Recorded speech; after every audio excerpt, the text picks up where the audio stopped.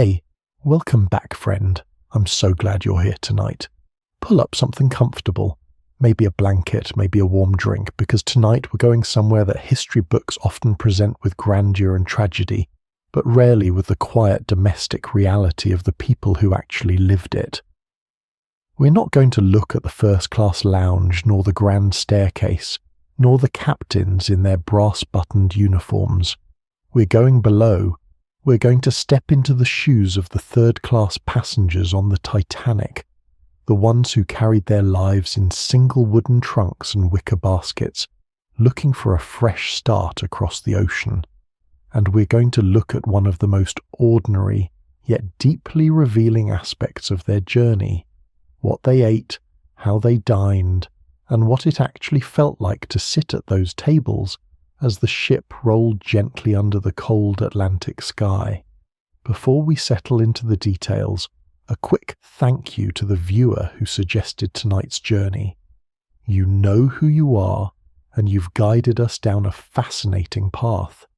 If this kind of storytelling speaks to you, if you find yourself settling in and feeling that quiet pull of the past, it would mean the world to me if you hit that subscribe button and give this video a like. You do not have to do it right now. Do it when you feel it.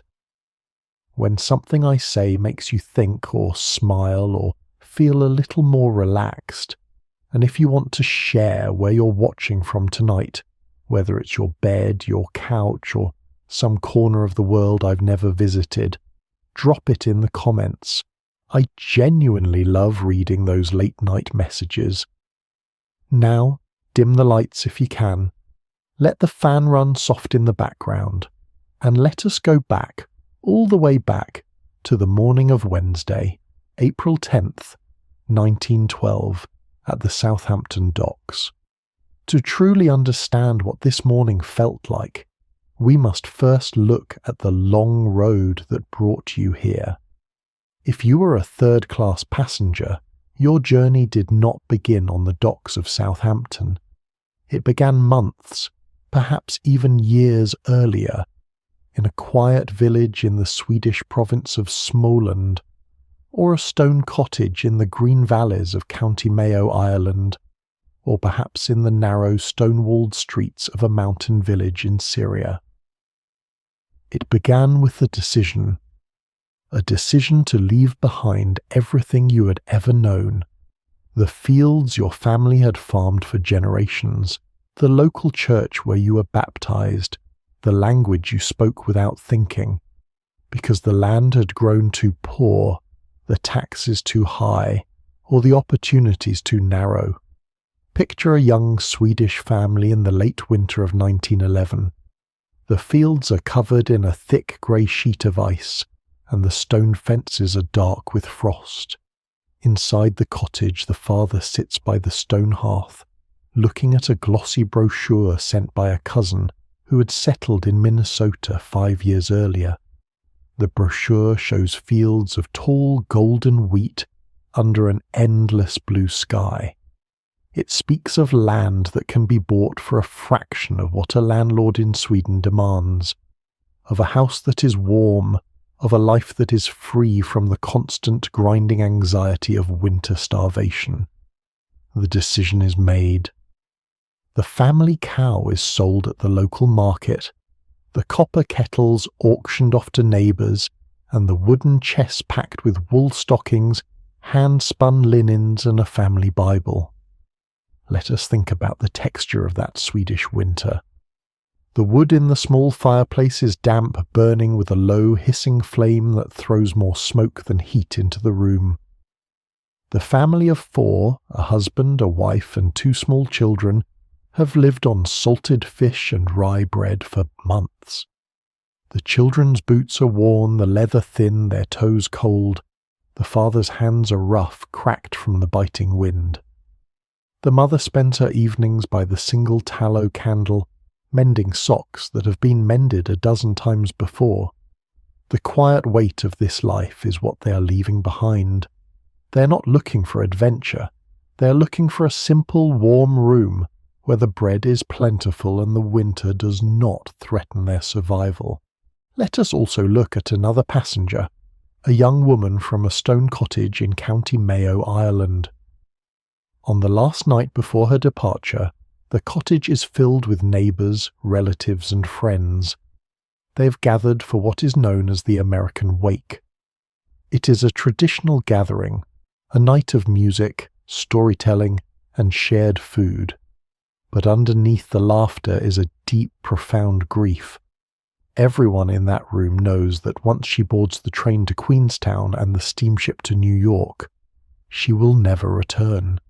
In 1912, a passage to America was a one-way journey for the Irish poor. The mother holds her daughter's hands by the fire, her eyes wet, memorizing the shape of her face, the sound of her voice. The father sits quietly in the corner holding a small wooden pipe, looking at the floorboards. The accordion plays a slow, sad air, and the tea is served in mismatched ceramic cups. When the dawn breaks, the farewell is swift, a final embrace on the dirt road, and then the long, solitary walk to the railway station. And think of the Syrian family, departing from the dry, sun-baked hills of Mount Lebanon. Their journey began in a landscape of olive groves, terrace gardens, and dusty roads. They packed their trunks with hand-woven silk, copper bowls, and small bags of dried figs and spices to carry the scent of home into the unknown. They travelled by horse carriage down the winding mountain passes to the busy port of Beirut. From there they boarded a crowded French steamer that pitched and rolled across the Mediterranean to Marseille. Then came the long, confusing train journey across France, third-class carriages packed with strangers, sleeping sitting up, navigating the massive roaring stations of Paris and Calais. They crossed the English Channel to Dover and finally boarded the train to Southampton. Their eyes are tired, their throats dry from the coal dust of a dozen trains, but their hearts are filled with a fierce, quiet determination to build a new life in the brick factories of Massachusetts. In Southampton, all of these journeys converged. You spent 2 nights in an emigrant boarding house on Queen's Terrace near the docks. The boarding house was cheap, a dark brick building that had seen decades of travellers pass through its doors. The rooms were cramped, smelling of damp wool, fried herrings, and stale beer. You shared a room with 6 other travellers, sleeping on narrow metal cots under thin blankets. The conversations at night were conducted in a mixture of languages: Swedish, Norwegian, Finnish, Arabic, and Irish. But the tone was always the same: a quiet, anxious hope. You checked your ticket, a booklet of red and white paper that represented your passage on the Titanic. The ticket was precious, kept in an inside pocket next to your passport and your small canvas bag of savings. And now, the morning of Wednesday, April 10th, has arrived. You wake up early, the sky outside a pale, cool grey, the mist rising from the waters of the Solent. You pack your single wooden trunk, binding it tight with hemp rope, and lift it onto your shoulder.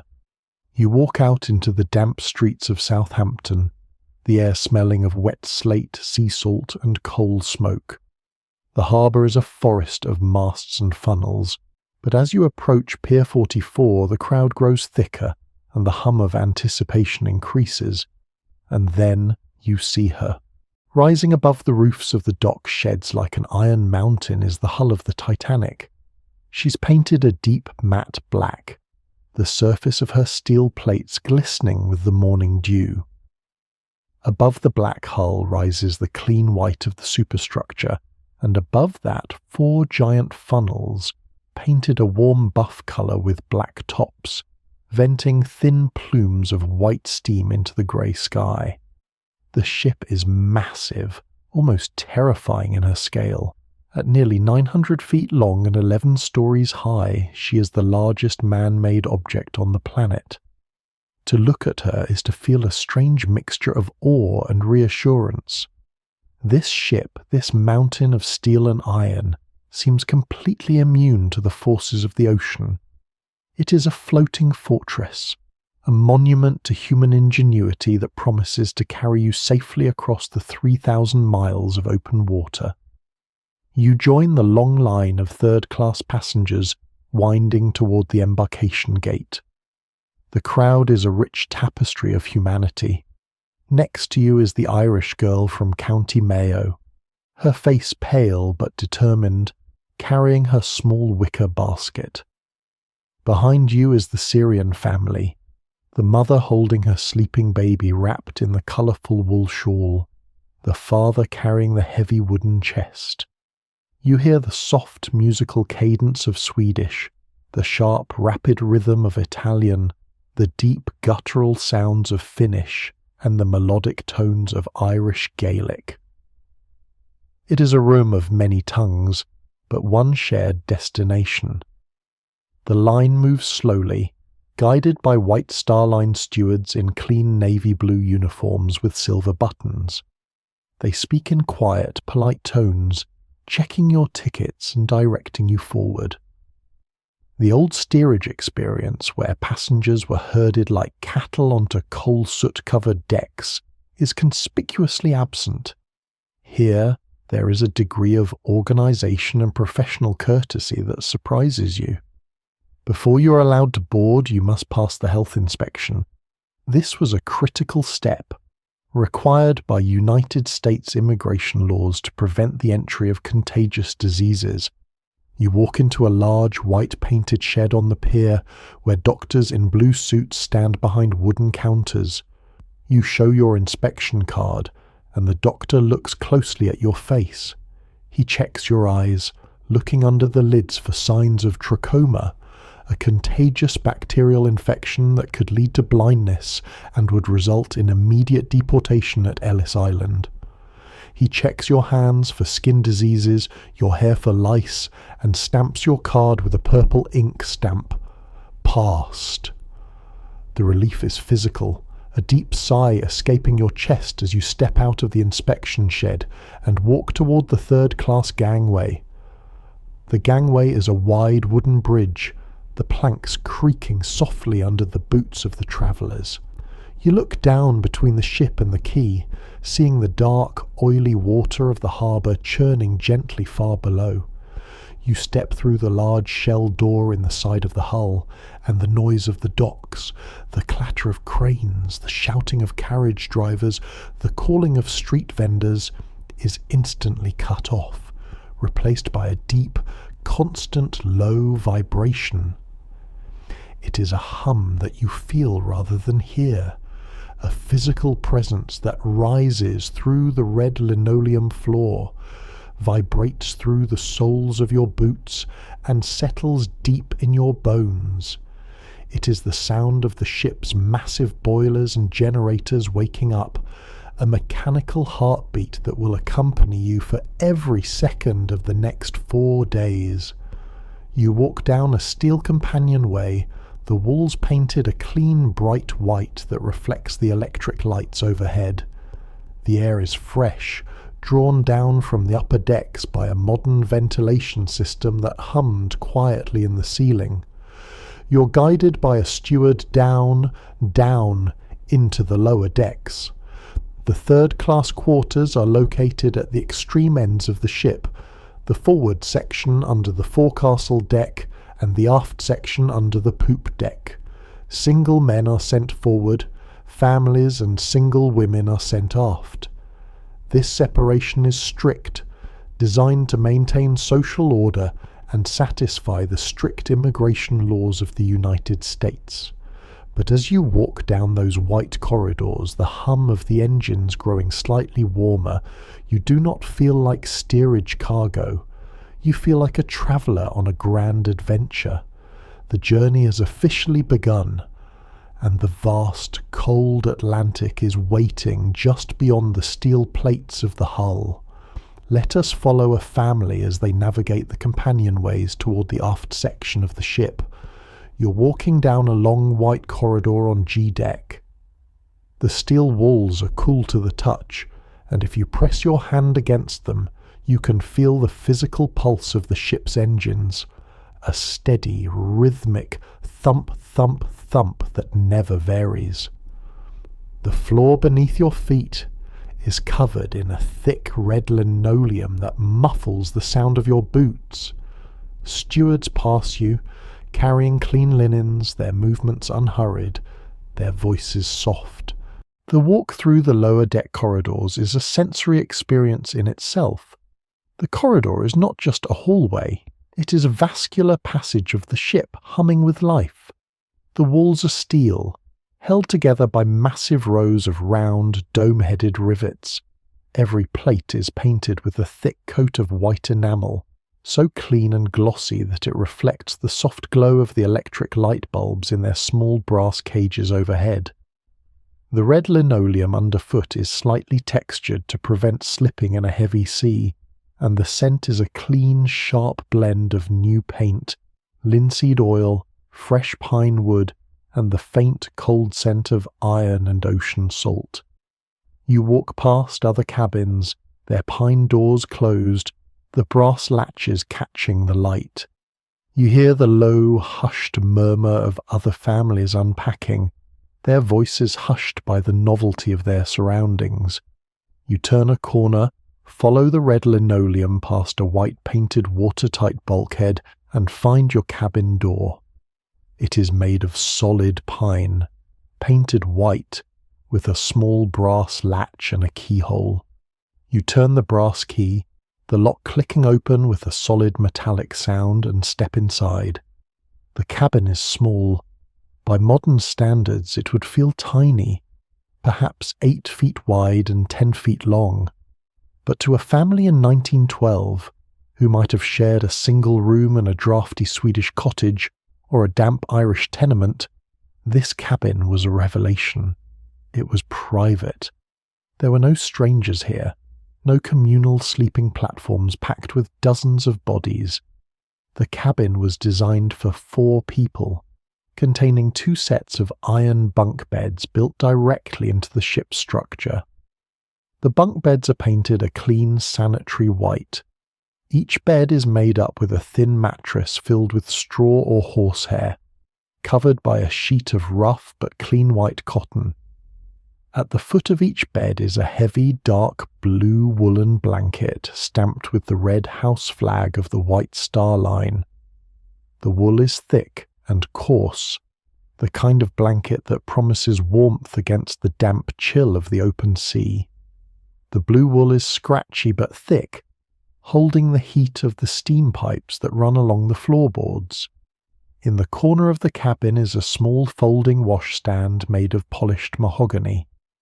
You open it to reveal a small porcelain basin and a pitcher for water. Above it hangs a small mirror framed in wood, reflecting the warm glow of the single electric light bulb that hangs from the ceiling in a brass fixture. The light is steady, a quiet miracle in an era when most homes still relied on flickering gas lamps or smelly kerosene lanterns. There is no dark corner in this cabin, no soot-caked walls, no smell of burnt oil, just the clean, bright light and the scent of fresh soap and pine. You lift your wooden trunk and slide it under the bottom bunk. The space is tight, but every detail has been calculated for efficiency. There is a small hook on the back of the door for your coat, a small wooden bench under the washstand, and a small porthole in the outer wall. You walk to the porthole and turn the heavy brass latch, pulling the thick glass pane inward. The air that rushes in is cold and sharp, smelling of wet coal and salt water. Looking out, you can see the grey waters of Southampton harbour, the surface rippled by a gentle breeze. The dock is already beginning to recede as the tugboats pull the massive ship away from the quay. The land is slipping away, and the horizon is opening up. You close the porthole, latching it tight against the cold. The cabin instantly becomes warm again, held at a comfortable temperature by the steam pipes that run along the floorboards, clicking and hissing quietly as the heat flows through them. You sit down on the edge of the bottom bunk. The straw mattress rustles softly under your weight, and the woolen blanket feels rough and reassuring against your hands. The hum of the engines is louder here, a deep, resonant vibration that rises from the floorboards and settles in your bones. It is a comforting sound, a reminder of the immense power that is carrying you forward, away from the struggles of the old world and toward the promises of the new. For a few minutes, you just sit in the quiet of the cabin. The journey ahead is long, 3,000 miles of open ocean, but in this small white room, you're safe, you're warm, and you are, for the first time in a very long time, in a space that belongs entirely to you. Let us think about what this privacy meant to the passengers. For many, privacy was a luxury they had never experienced in their lives.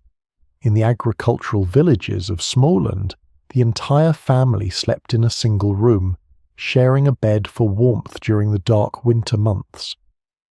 In the tenements of Dublin and Belfast, multiple families shared a single building, with no locks on the doors, no private washstands, and no space to call their own. In this small cabin on G-Deck, the lock on the door was a symbol of safety.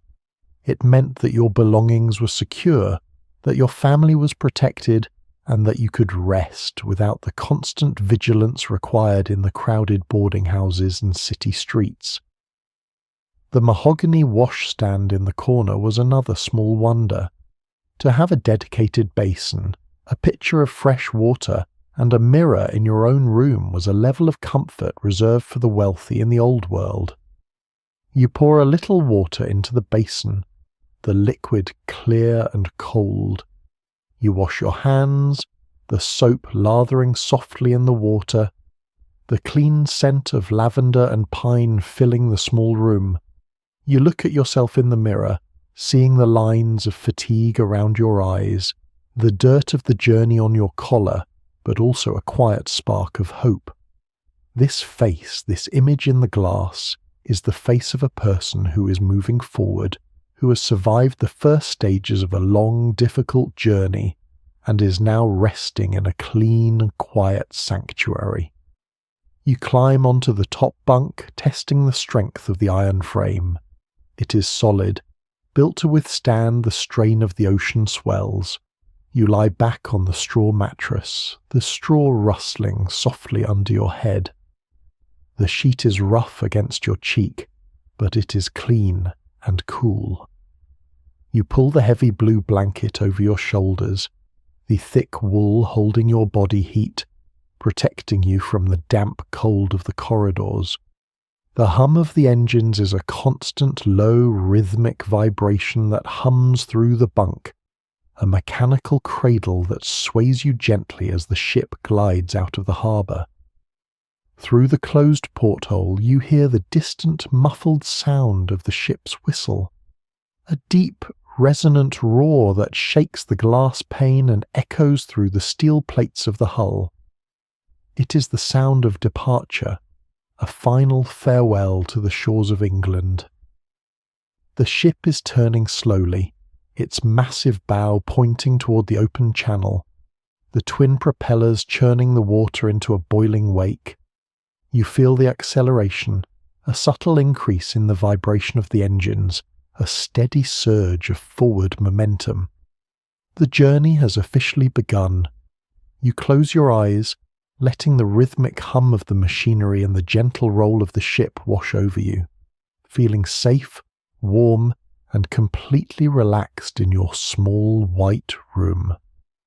There is a particular kind of morning that only exists on a transatlantic liner. It does not begin with the chirping of birds or the sound of wind in trees. It begins with the light. You wake up in your bunk, the straw mattress beneath you shifting almost imperceptibly with the long, slow roll of the ship. Looking through the small porthole, the mist of the English Channel has cleared, replaced by a brilliant, cold blue sky. The sunlight catches the crests of the waves outside, throwing dancing, liquid reflections of white and blue across the white-painted ceiling of your cabin. The steam pipes along the floor click softly, keeping the damp cold at bay, and the deep, steady thump, thump, thump of the engines hums through the wooden frame of your bunk. It is a sound that has become your clock, your heartbeat, your constant companion. It is 7 o'clock in the morning. In third class, breakfast is served early from 8 to 9. There is no sleeping in, no room service, no leisurely morning in bed. In this world, the schedule is absolute, enforced by the gentle but firm voices of the stewards who walk the corridors, calling out that the dining saloon is open. You wash your face with the cold water from the porcelain pitcher, the basin cold against your hands. You dress in your daily clothes, rough wool trousers, a thick flannel shirt, a knitted shawl for the women, and heavy boots. You open the cabin door and step into the white corridor. The passage is alive with activity now. Passengers are emerging from their cabins, their faces still soft with sleep but filled with a quiet curiosity. You hear a dozen different languages spoken in low, hushed tones: Swedish, Finnish, Arabic, Irish, and the thick regional accents of the English countryside. There is no shouting, no rush. People walk with a steady rocking gait, adjusting to the gentle movement of the ship as it slices through the ocean at 21 knots. You follow the red linoleum floor toward the centre of the ship on F Deck, where the third-class dining saloon is located. As you draw closer, the scent of the ship changes. The smell of paint and fresh wood fades, replaced by the warm, rich aroma of breakfast. It is the scent of boiling oats, fresh-baked bread, fried bacon, and hot coffee. It is an inviting smell, a sensory anchor that pulls you forward down the companionway. You enter the dining saloon. The room is large, stretching the full width of the ship, but it is divided by steel watertight bulkheads into two separate spaces, one forward for the single men and one aft for the families and women. The walls are not wood-panelled like the first-class dining rooms, but they are painted a bright, clean white that makes the space feel airy and spacious. Large circular sidelights along the hull let in the bright morning sunlight, which catches the polished brass frames and throws golden beams across the tables. The tables are long, made of heavy oak, designed to seat 10 to 20 people each. There are no individual chairs here, but long wooden benches built directly into the floor to prevent them from sliding in a storm. The table is set with the simplicity that is both functional and clean. There are no heavy linen cloths, but the white oilcloth surface is scrubbed spotless, reflecting the electric lights overhead. The tableware is not porcelain, but a heavy white ironstone china, stamped in green with the crowned logo of the White Star Line. The forks, spoons and knives are simple steel, polished until they gleam. You find a seat on one of the benches. Next to you might be a Swedish family travelling to a farm in Minnesota, and opposite you an Irish girl going to work as a domestic servant in New York. You do not speak each other's language, but you share a quiet nod, a passing of the butter dish, a shared understanding of the journey you're embarking on. A steward in a white jacket approaches, carrying a large oval tray laden with bowls of hot oatmeal porridge. He sets a bowl before you, the steam rising in a warm cloud, smelling of toasted grains and fresh milk. This oatmeal was the foundation of the third-class breakfast on the Titanic. It was not the thin, watery gruel of the workhouses or the older emigrant ships. It was thick, rich, and cooked with care, served with fresh milk and sugar.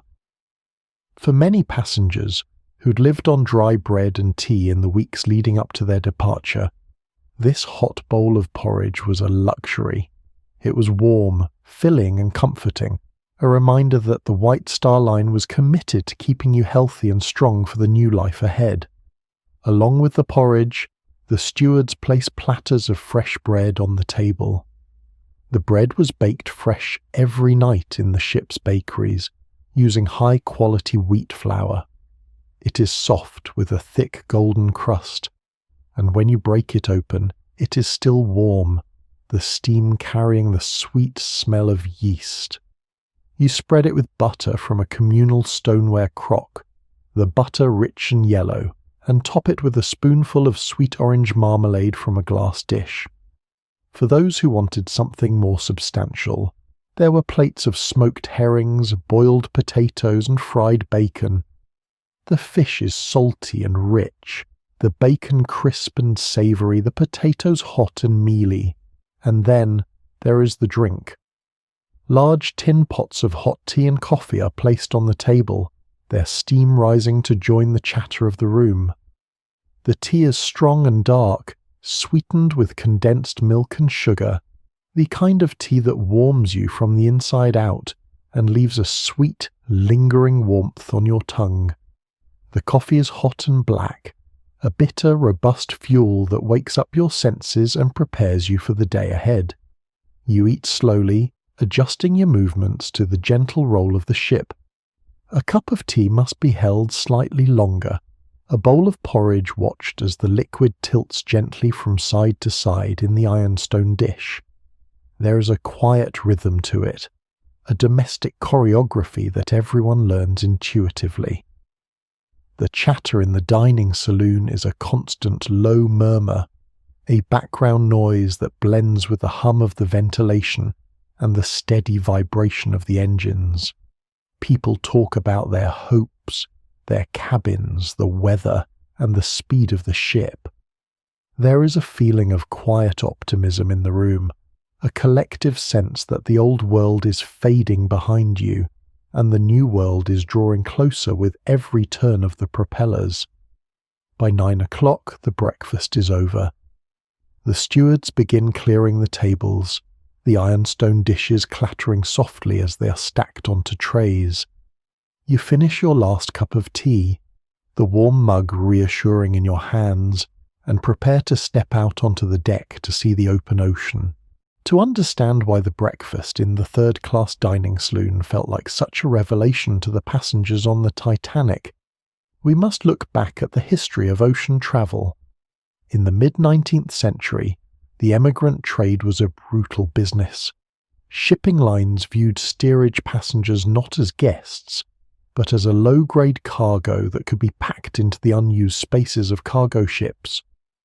Passengers were forced to bring their own bedding, their own cooking utensils, and often their own food. The quarters were dark, damp, and lacked any ventilation. Hundreds of people were packed onto wide, communal wooden platforms in the hold, with no privacy, no sanitary facilities, and no clean water. Disease was rampant, and the mortality rate on these coffin ships was tragically high. During the height of the Irish potato famine in the 1840s and 1850s, the journey across the Atlantic was a harrowing ordeal. Families were crammed into the damp, dark holds of wooden sailing ships, where the ceiling was often so low that an adult could not stand upright. There was no light except for a few flickering oil lamps that filled the hold with black soot and noxious fumes. The air was thick with the smell of unwashed bodies, sickness, and the damp mould of the wooden timbers. Passengers were responsible for their own cooking, which was done on a few open hearths on the upper deck, hearths that were unusable in a storm, leaving the emigrants to eat raw oatmeal and mouldy ship biscuit for days on end. Even as steamships began to replace sailing vessels in the latter half of the 19th century, steerage conditions improved only slowly. The British Passenger Acts of 1852 and 1855 established the first basic standards for emigrant ships, requiring a certain amount of deck space per passenger. a basic ration of bread, flour and water, and the presence of a ship's doctor. But shipping lines still sought to maximize profit by packing as many people as possible into the lower decks. Steerage remained a world of communal berths, where single men, single women and families were separated only by thin wooden partitions, and where the noise, smell and lack of privacy were a constant source of discomfort. But by 1912, the economics of the transatlantic route were changing.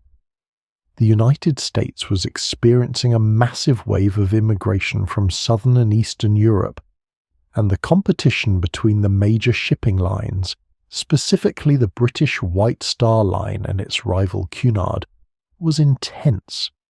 The lines realized that the key to profitability was not just the wealthy first-class travelers, but the steady high-volume flow of third-class passengers. The White Star Line, under the direction of J. Bruce Ismay, adopted a specific philosophy. To win the emigrant trade, they would offer third-class accommodations that were not just clean, but genuinely comfortable. They understood that a healthy, satisfied passenger was more likely to recommend their line to relatives and friends who would follow them to America. So when the Titanic was designed, the steerage quarters were given unprecedented attention. The communal sleeping holds were replaced by private cabins for 2, 4 or 6 people. The ventilation system was state-of-the-art, drawing fresh air into the lower decks and keeping them free of the damp, stale smells that had plagued older ships. There were flushing toilets, clean washrooms, and even a communal lounge and smoking room, and crucially, the food was included in the price of the ticket. For a third-class ticket that cost about £7.10, roughly equivalent to a month's wages for a working-class labourer, a passenger on the Titanic was provided with 3 hot meals a day, prepared by professional cooks in the same galleys that served the first and second-class passengers. The menu was designed by the ship's catering department to be simple, nutritious, and familiar. The White Star Line understood that their passengers came from diverse backgrounds, and they aimed to serve food that would satisfy everyone. The focus was on high-quality ingredients, fresh-baked bread, and hearty filling dishes. Before the passengers ever boarded in Southampton, the ship was loaded with an immense volume of provisions. The records of the White Star Line show that the Titanic carried 75,000 pounds of fresh meat, 11,000 pounds of fresh fish, 40,000 eggs, 200 barrels of flour, and 10,000 pounds of sugar. A significant portion of these provisions was dedicated to the third-class passengers, who consumed thousands of pounds of beef, potatoes, and bread every day. The kitchen staff who prepared these meals were highly organised. The main galley, located on D-deck between the first and second-class dining saloons, was a massive, modern facility equipped with steam-jacketed stockpots, electric roasting ovens, and mechanical dough mixers. A smaller, dedicated galley on F Deck prepared the meals specifically for the third-class dining rooms, ensuring that the food was served hot and fresh. The sanitary rules in the third-class quarters were strict. The dining saloon was scrubbed clean after every meal, the oilcloth tables washed with hot water and soap, and the floors swept. The stewards were required to maintain a high standard of personal cleanliness, their uniforms inspected regularly by the chief third-class steward. For the passengers, this attention to detail was more than just a matter of comfort. It was a matter of dignity. On the Titanic, they were not treated as steerage cargo. They were treated as passengers, guests of the White Star Line, who were entitled to clean sheets, private rooms, and 3 hot, nourishing meals a day. As you sit in the dining saloon, watching the sunlight play across the white painted walls and the brass sidelights, You feel a quiet sense of gratitude. The journey across the ocean is still a challenge, but in this ship, you're being cared for with a level of attention that you've never experienced before. It is a reassuring start to a journey that will change your life forever. Let us consider the physical details of this galley system. The F Deck galley was connected directly to the storage rooms below by dumbwaiters, small, hand-cranked elevators that moved food and supplies between the decks. The refrigeration rooms on the lower decks were cooled by massive carbonic anhydride refrigeration machines, which kept the meat, fish and dairy at a constant cold temperature, preventing the spoilage that had plagued older ships. The cooks worked in shifts, their routines timed to the minute. The baking ovens were never allowed to cool, their coal fires tended by dedicated firemen who shoveled coal from the bunkers directly into the small grates. The steam for the stockpots was drawn from the ship's main boilers, a small fraction of the immense power that drove the propellers, repurposed to cook the porridge and stews that fed the passengers. This combination of modern engineering and organised labour was what made the Titanic's third-class dining experience possible. It was a factory of comfort, operating in the dark lower decks to produce a domestic sanctuary for over 700 people, and for the passengers who had spent their lives working with basic manual tools in cold, drafty buildings.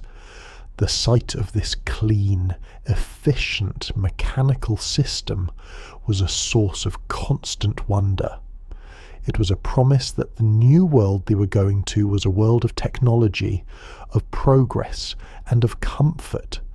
A world where the physical labour of survival was made a little lighter by the power of the machine. In 1912, the word dinner did not refer to the evening meal. For the working class, dinner was the midday meal served at noon, and it was the most substantial and significant culinary event of the day. On the Titanic, the midday dinner was the centrepiece of the third-class experience, a hot, multi-course feast that was designed to be both filling and deeply satisfying. The ship's bell rings 12 times, its clear metallic tone carrying down the white companionways.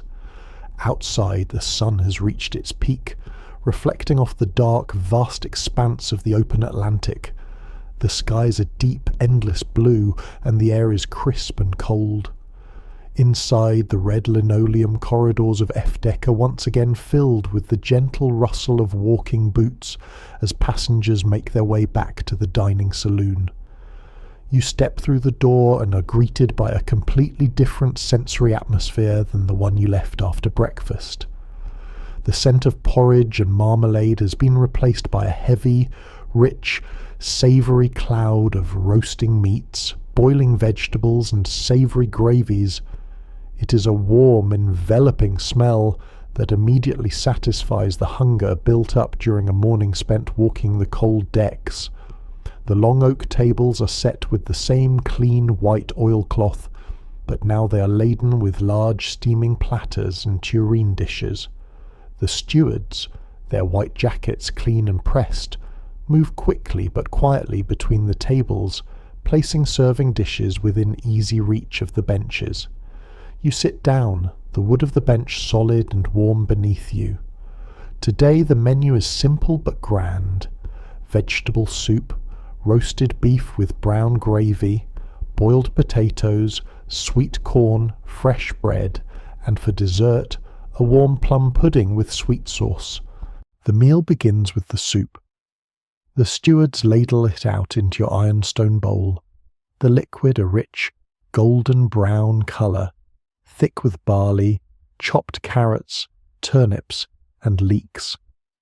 It is hot, and when you take your first spoonful, the savoury broth warmed with the sweetness of root vegetables immediately eases the chill of the sea air. You break off a piece of fresh bread, the crust crackling softly, and dip it into the soup, letting the warm bread soak up the rich broth. As the soup bowls are cleared, the main course is served. The roasted beef is placed on the table, sliced thick, the meat tender and juicy, dripping with a rich dark brown gravy made from the pan drippings. Next to it are large bowls of boiled potatoes, their skins split to reveal the white mealy flesh inside, and platters of sweet corn, the kernels bright yellow and glistening with butter. There is a quiet, communal choreography to the meal. Because the serving dishes are placed in the centre of the table, passengers must pass them to one another. An English farm labourer lifts the heavy platter of beef and passes it to a Syrian mother. A Swedish youth scoops a generous portion of potatoes and hands the bowl to an Irish sailor. In this shared act of dining, the barriers of language and culture begin to soften. You do not need to speak the same language to share a meal, to offer the gravy boat, or to smile in appreciation of the food. The table becomes a space of quiet community, a small sanctuary of shared humanity in the middle of the vast, indifferent ocean. You cut into the beef, the meat so tender it falls apart under your fork. The rich, savoury flavour of the roasted meat, combined with the salty depth of the gravy and the simple, clean taste of the potatoes, is deeply satisfying. The sweet corn adds a bright, crisp sweetness to the plate, its buttery kernels popping softly as you eat. As you dine, you notice the details of the tableware. The heavy ironstone plates are solid, designed to withstand the rolling of the ship. If you lift your plate, you can see the green-white starline logo on the bottom, a reminder of the massive corporation that is carrying you across the sea. The cutlery is simple steel, but it is heavy in your hand, a reassuring weight that feels solid and dependable. The noise of the dining saloon is a steady, comforting wash of sound. The clatter of steel knives and forks against ironstone plates, the low murmur of voices, the occasional laugh of a child, and the quiet footsteps of the stewards all blend together into a warm, domestic white noise. Underneath it all, the constant rhythmic thump, thump, thump of the engines continues, a steady bass line that grounds the room and reminds you of the steady progress you're making through the water. Once the main course is finished, the table is cleared for the highlight of the meal, the dessert. The stewards place large, warm platters of plum pudding on the table, the dark, dense cake smelling of cinnamon, nutmeg, and sweet raisins. A sweet, white vanilla sauce is ladled over the pudding, running down the sides and pooling in the dish. The pudding is rich and sweet, the spices warm and comforting, the raisins plump and full of flavour. It is a traditional British comfort food, the kind of dessert that makes you feel warm and safe, bringing back memories of holidays and family gatherings in the homes you've left behind. You finish the meal with a cup of hot black coffee or strong tea. The warm mug feels good against your fingers, and you lean back against the edge of the table, feeling full, satisfied, and deeply relaxed. The midday dinner was more than just fuel. It was an experience of comfort, a moment of shared abundance that made the challenges of the journey feel manageable. You sit for a few minutes, watching the sunlight fade slightly as a cloud passes over the sidelights, then rises again, bright and golden. The afternoon stretches out before you, wide and open, and the ship continues its steady, rhythmic journey through the cold Atlantic waves. After the warmth and the gentle chatter of the midday dinner, the air in the companionways feels slightly heavy, filled with the sleepy satisfaction of a full stomach. You leave the dining saloon, walking with the slow, swaying gait that has already become second nature. You follow the red linoleum floor toward the aft companionway, the steel stairs leading you upward, deck by deck, toward the light. With each step, the deep, warm vibration of the engines shifts in tone. growing slightly softer as you rise farther from the boiler rooms, replaced by a new sound, the distant rushing sigh of the open sea. You step through the heavy wooden door that leads out onto the poop deck, the third-class promenade space at the very stern of the ship. The transition is immediate and breathtaking. The cold, clean Atlantic wind hits your face, carrying a sharp, salty spray that instantly clears the sleepiness from your eyes. The ski is an immense dome of pale blue, flecked with thin, high clouds that drift like feathers in the upper wind. The sun, sitting lower now in the southwest, casts a brilliant silver light across the water, turning the surface of the ocean into a shifting field of 1,000,000 glittering diamonds. You walk to the white steel railing at the stern and press your hands against the cool metal. Below you, the 3 massive bronze propellers are churning the dark water into a wide, bubbling road of white froth that stretches back toward the horizon. It is the ship's wake, a straight, clean path of turquoise and cream that marks your progress across the globe. You watch the bubbles rise, expand, and slowly dissolve back into the deep blue of the sea. The sound here is a constant rushing roar, not loud or violent, but a steady white noise that drowns out all other thoughts, a soothing lullaby of water and speed. Looking around the deck, you see that you're not alone, yet there is a quiet respect for space. The poop deck and the aft well deck are the primary outdoor areas assigned to the third-class passengers. Unlike the enclosed, sheltered promenades of the first class on the decks above, these spaces are open to the sky and the elements. But this afternoon, the weather is kind. The wind is brisk, but the sun is warm enough to coax dozens of people out of the dark corridors. Near the cabin hatch, Anders, the Swedish father, is sitting on a low wooden bench. He has wrapped his dark blue wool coat tightly around himself, and his hands, still rough from the Smolen fields, are clasped around a small wooden pipe. A thin wisp of sweet cherry tobacco smoke rises from the bowl, catching the wind and vanishing instantly. His wife, Elizabeth, sits beside him, her head resting gently against his shoulder. Her hands are tucked inside her wool shawl, her eyes fixed on the horizon where the blue of the water meets the pale blue of the sky. A few feet away, their children, Karin and Johan, are playing a quiet game on the wooden deck planks. They have found a small piece of white chalk and have drawn a simple hopscotch grid on the pitch-sealed seams of the deck. Johan, his cheeks red from the cold air, hops carefully from square to square, his small leather shoes clicking softly against the pitch pine wood. Karin watches him, her arms wrapped around her knees, a small, content smile on her face. There are no toys here, no grand playrooms, but the children are content, their movements slow and unhurried, adapted to the gentle, rhythmic rise and fall of the deck beneath their feet. You walk slowly along the side of the deck, passing groups of passengers who have gathered to talk. You hear Slayman, the Syrian father, standing with a small group of men near one of the massive cargo winches.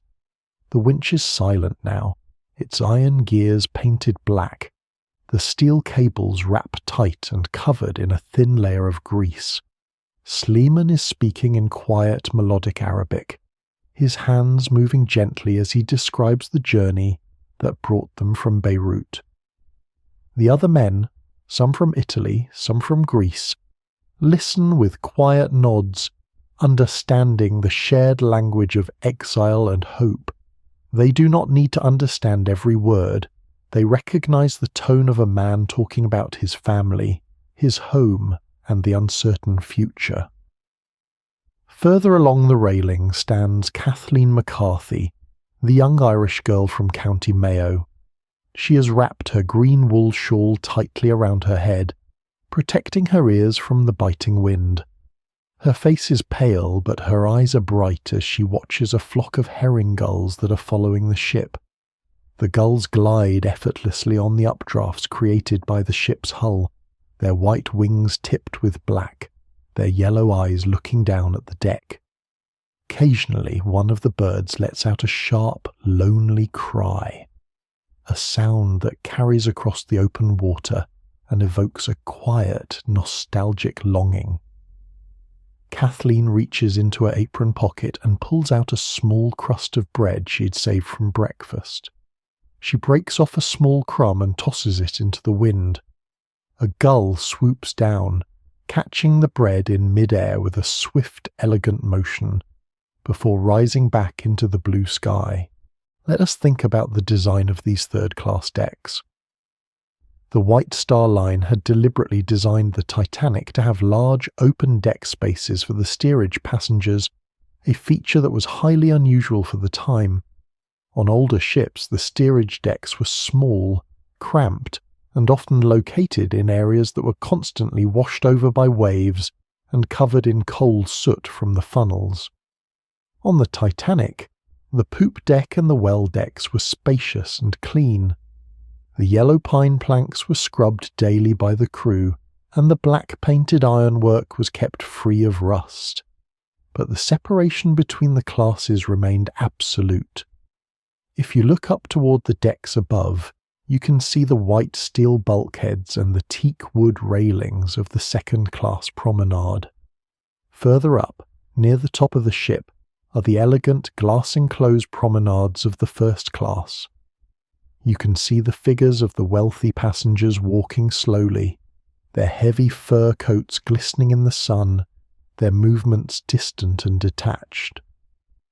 There are physical barriers, closed gates made of iron marked with neat enamel signs that read "Class Barrier" or "No Admittance." The stewards are always there, positioned near the stairs, their presence a quiet reminder of the social hierarchy that governs the ship. But this afternoon there is no resentment. The third-class passengers are content with their own space. The air is clean, the sun is bright, and the ocean is wide enough for everyone. The deck feels like a small, self-contained village, a community of travellers who are bound together by the same destination and the same hope. As the afternoon progresses, the character of the light begins to change. The bright silver glare of the midday sun softens into a warm, golden glow. The shadows of the winches, the ventilators, and the passengers stretch out across the deck, long and dark. The wind grows sharper, carrying the damp chill of the evening. The gulls, tired of their chase, begin to peel away, heading back toward the distant coast or settling onto the water to rest. The passengers slowly begin to leave the deck. Anders puts out his pipe, tapping the ashes over the side of the ship, and takes Elizabeth's hand to guide her inside. Karin and Johan rub their cold hands together, their chalk game forgotten as the blue shadows cover their hopscotch grid. One by one, the travellers step through the heavy wooden door, returning to the warm, protected interior of the ship. You stay by the railing for a few minutes longer, watching the sun sink toward the horizon. The water has turned a deep indigo blue, almost black, and the wake of the ship is a brilliant glowing white in the gathering dusk. The air is freezing now, the wind cutting through your wool shirt. You turn and walk toward the cabin hatch, leaving the cold, majestic solitude of the Atlantic night behind, and step back into the warm, humming world of the lower decks. The return to the interior of the ship is a sensory comfort. The air is warm, kept at a steady temperature by the steam pipes that run along the floorboards, clicking and hissing quietly. The scent of paint and linseed oil is back, but it is quickly overtaken by a new, inviting aroma, the smell of toasted bread, hot tea, and savoury cheese. It is 6 o'clock in the morning, or rather 6 o'clock in the evening, and the stewards are once again calling the passengers to the dining saloon for the evening meal. In third class, this meal is officially listed on the menu as tea. This naming follows the traditional British working-class custom, where the evening meal was a lighter, simpler affair than the midday dinner, but still substantial enough to ensure a good night's rest. It is a meal designed for comfort, focusing on simple, high-quality ingredients that require no complex preparation but are deeply satisfying. You enter the dining saloon on F Deck. The room is brightly lit by the rows of electric bulbs in their brass cages, their warm light reflecting off the white enamel walls and the clean white oilcloth tables. The large circular side lights are dark now, showing only the deep, impenetrable black of the Atlantic night outside. The glass panes are cold to the touch, and occasionally you can hear the faint light spray of a wave brushing against the steel hull. The long oak benches are quickly filled with families, couples, and single travellers. The atmosphere is different from the midday dinner. There is a sleepier, more relaxed energy in the room. The excitement of the day has softened into a quiet contentment. The conversations are conducted in lower tones, the voices blending with the steady rhythmic thump, thump, thump of the engines and the soft hum of the ventilation system. The stewards, efficient and polite, place the serving dishes on the tables. Tonight the menu features cold meats, sliced ham and beef, accompanied by a sharp yellow Cheshire cheese, pickled gherkins, fresh baked bread and butter, stewed figs in sweet syrup, and, of course, large pots of hot tea. You take a piece of the fresh bread, the loaf still warm from the baker's oven, and spread it with a thick layer of yellow butter. The butter is rich and slightly salty, melting into the warm bread. You add a slice of the cold ham, the meat pink and tender, and a slice of the Cheshire cheese. The combination is classic and comforting. The soft, sweet bread, the rich, savoury meat, and the sharp, crumbly cheese. Next to the platter of meat is a stoneware jar of pickled gherkins. You scoop one out, the vinegar scent sharp and mouth-watering. The pickle is crisp and green, its sour, salty crunch providing a perfect contrast to the rich meat and cheese.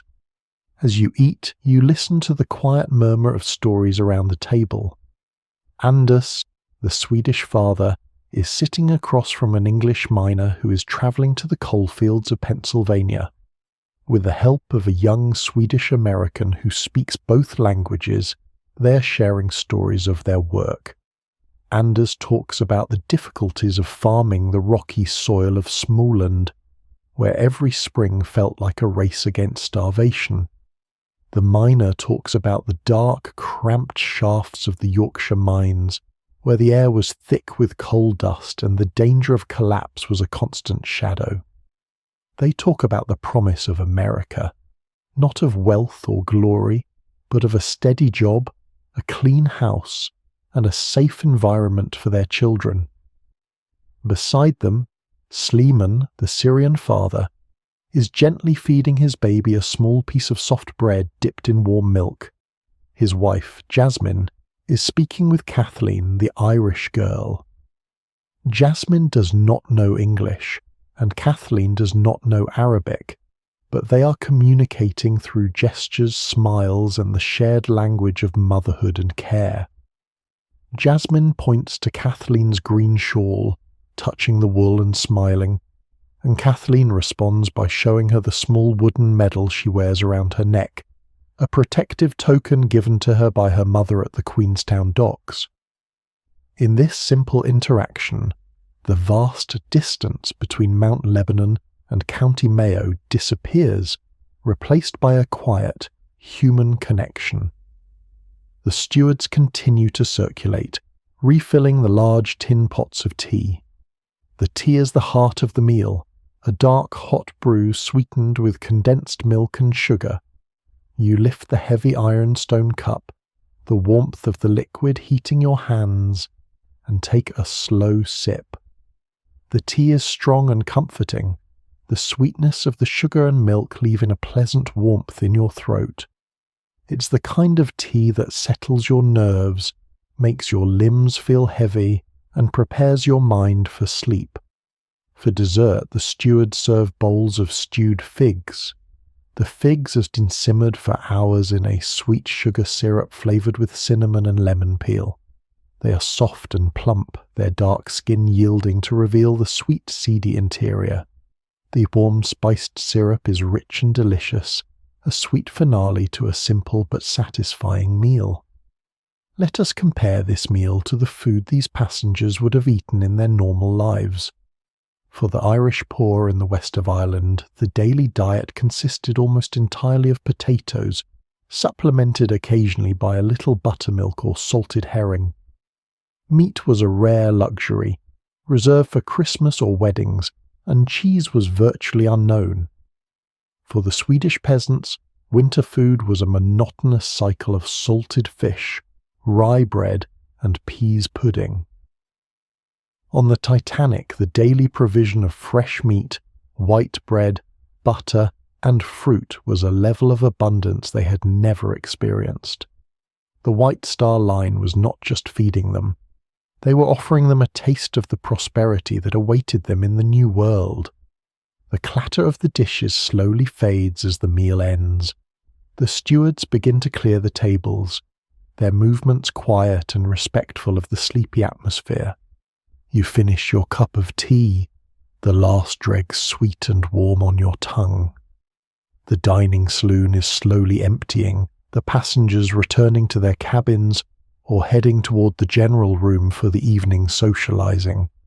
You sit for a moment, listening to the steady, comforting pulse of the engines.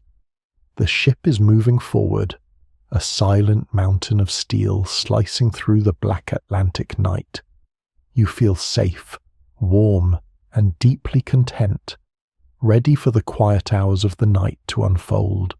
To truly appreciate the quiet comfort of the meals served in the third-class dining saloon, one must step away from the tables, leave the warm light of the dining rooms, and descend into the hidden, industrial heart of the Titanic.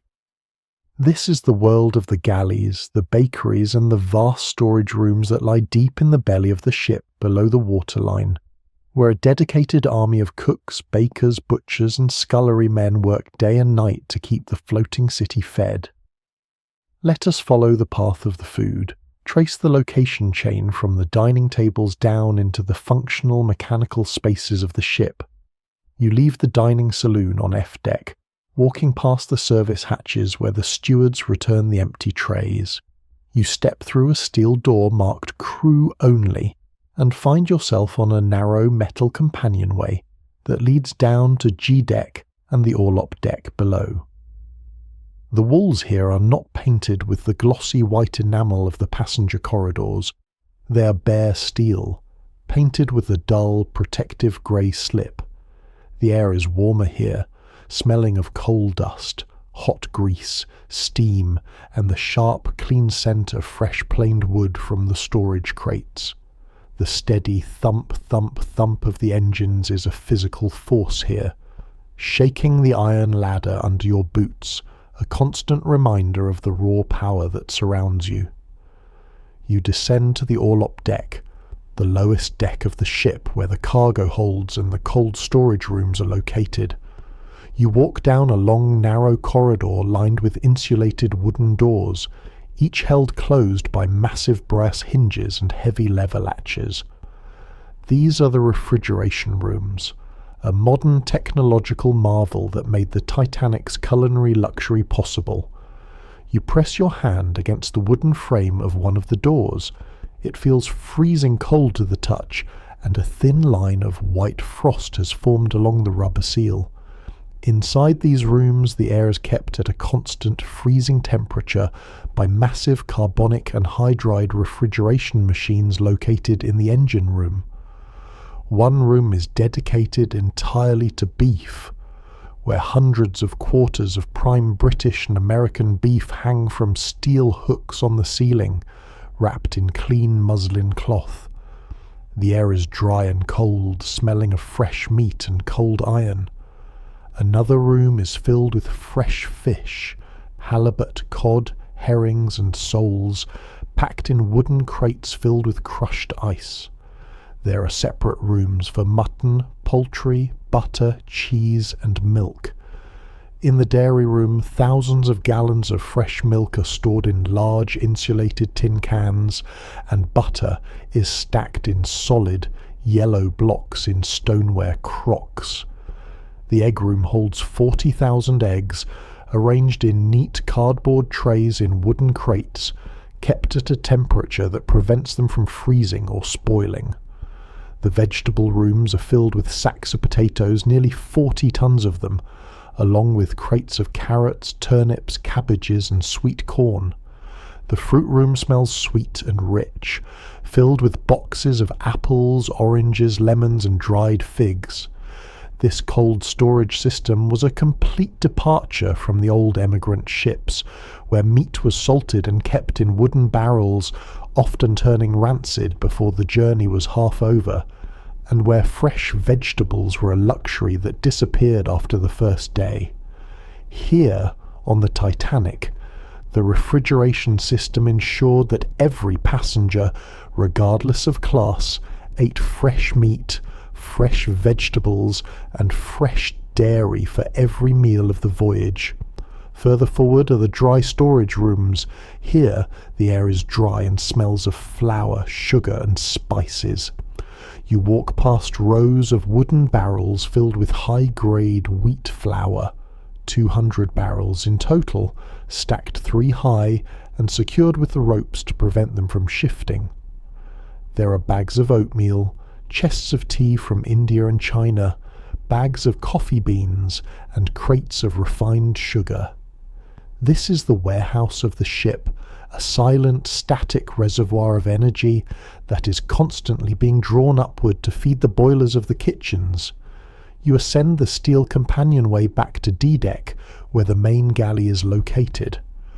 The main galley is a massive white-tiled room that stretches the full width of the ship.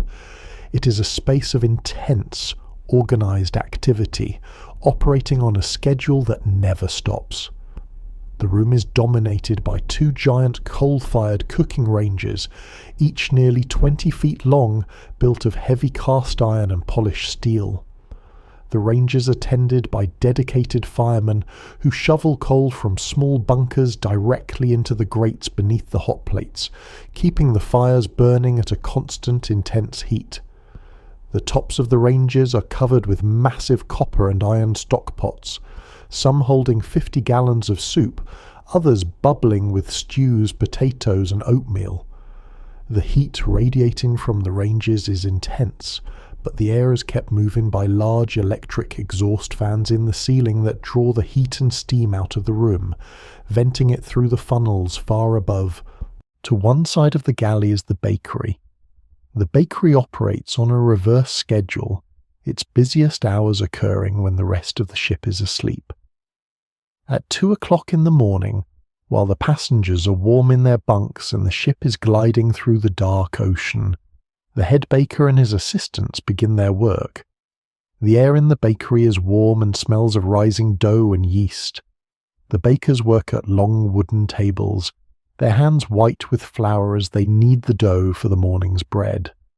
They use a modern electric dough mixing machine, a quiet mechanical helper that mixes 100-pound batches of flour, water and yeast in a revolving steel drum. Once the dough is mixed, it is divided into loaves and placed in warm wooden cupboards to rise. By 4 a.m. the first batches are ready for the ovens. The ovens are built into the steel bulkheads, heated by coal fires to a high, constant temperature. The bakers use long-handled wooden paddles called peels to slide the tins of dough onto the hot brick floors of the ovens. For the next 3 hours the bakery is filled with the rich golden smell of baking bread, a scent that escapes through the ventilation shafts and drifts along the silent passenger corridors, a subtle, comforting reminder that morning is approaching. By 7 a.m, thousands of fresh loaves, rolls and buns are stacked in clean wicker baskets, ready to be carried down to the dining saloons. On the other side of the galley is the scullery, the washing up department. This is perhaps the hardest and most relentless work on the ship. The Titanic carried over 50,000 individual pieces of china, glassware and cutlery, and every piece used in the dining saloons must be washed, dried and polished. The scullery is a wet, steamy room lined with large copper sinks and equipped with modern steam washing machines. The scullery men, their sleeves rolled up and their aprons wet, work in shifts, scrape the scraps from the plates and place them into wooden racks. The racks are then slid into the steam washers, where they're sprayed with boiling water and soap, sterilizing the dishes in seconds. The clean dishes are stacked onto shelves, and the steel cutlery is dried and polished with soft flannel cloths until it gleams. The noise in the scullery is a constant clatter of china, the hiss of steam, and the splash of water, a mechanical rhythm that continues long after the meals have ended. The organization of this kitchen system is a marvel of efficiency. The catering staff is divided into specialized departments, each led by a chef or superintendent.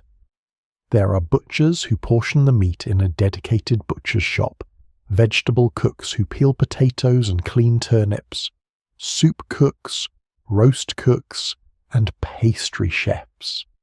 The entire operation is overseen by the chief steward and the chef de cuisine, who ensure that the quality of the food remains high and that the service is delivered on time.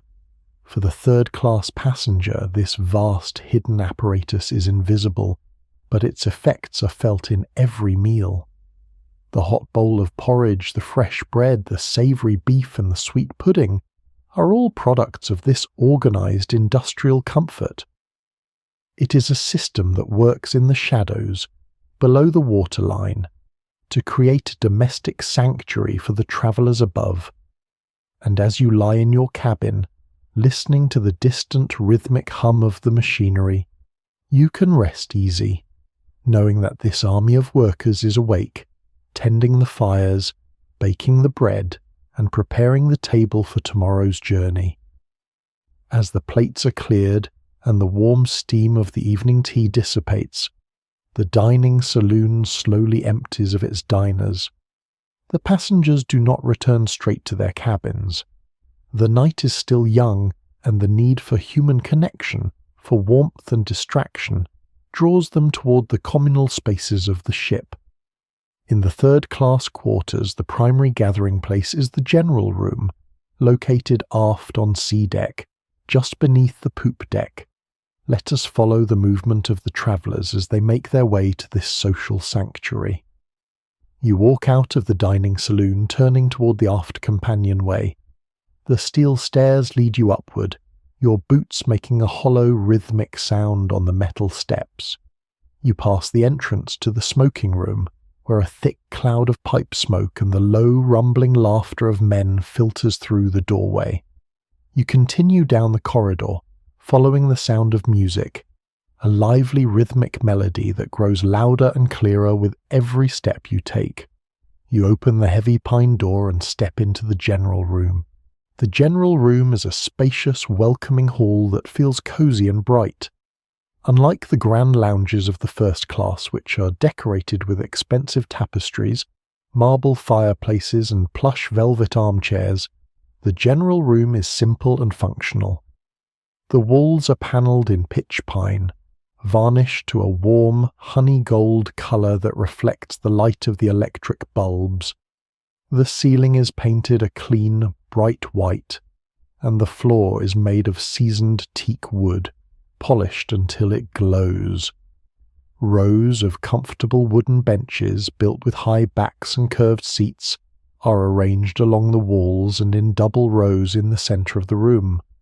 Large rectangular windows look out onto the well deck and the dark ocean beyond, the glass dark and cold, contrasting with the warm, golden light of the interior. The room is alive with a rich, vibrant hum of human life. It is the social heart of the steerage quarters, a place where the diverse cultures of the passengers meet, mingle, and find a common expression. The air is warm, heated by the steam radiators that click and hiss in the corners, and it smells of soap, wet wool, cherry tobacco, and the faint sweet scent of orange peel. In the corner of the room stands a large upright piano made of dark mahogany and bearing the White Star Line logo. A young English passenger, his sleeves rolled up and a cap pushed back on his head, is seated at the keys. His hands fly across the keyboard, playing a lively bouncing ragtime tune that set feet tapping across the room. Gathered around the piano is a group of passengers, their faces bright in the warm light, singing along to the familiar chorus. You hear the strong, clear voice of Kathleen, the Irish girl, joining in the song, her face flushed with the warmth of the room. Beside her is the Swedish family, Anders, Elizabeth, and their children. Karin and Johan are sitting on the edge of a bench, their legs dangling, their eyes wide as they watch the piano player's fingers move. As the ragtime tune ends, the piano player takes a bow, laughing as the room erupts into a warm round of applause and cheers. Then an older Irish passenger steps forward, carrying a worn leather case. He opens it and pulls out a polished wooden button accordion. He sits on a bench, rests the instrument on his knee, and begins to draw the bellows open and closed.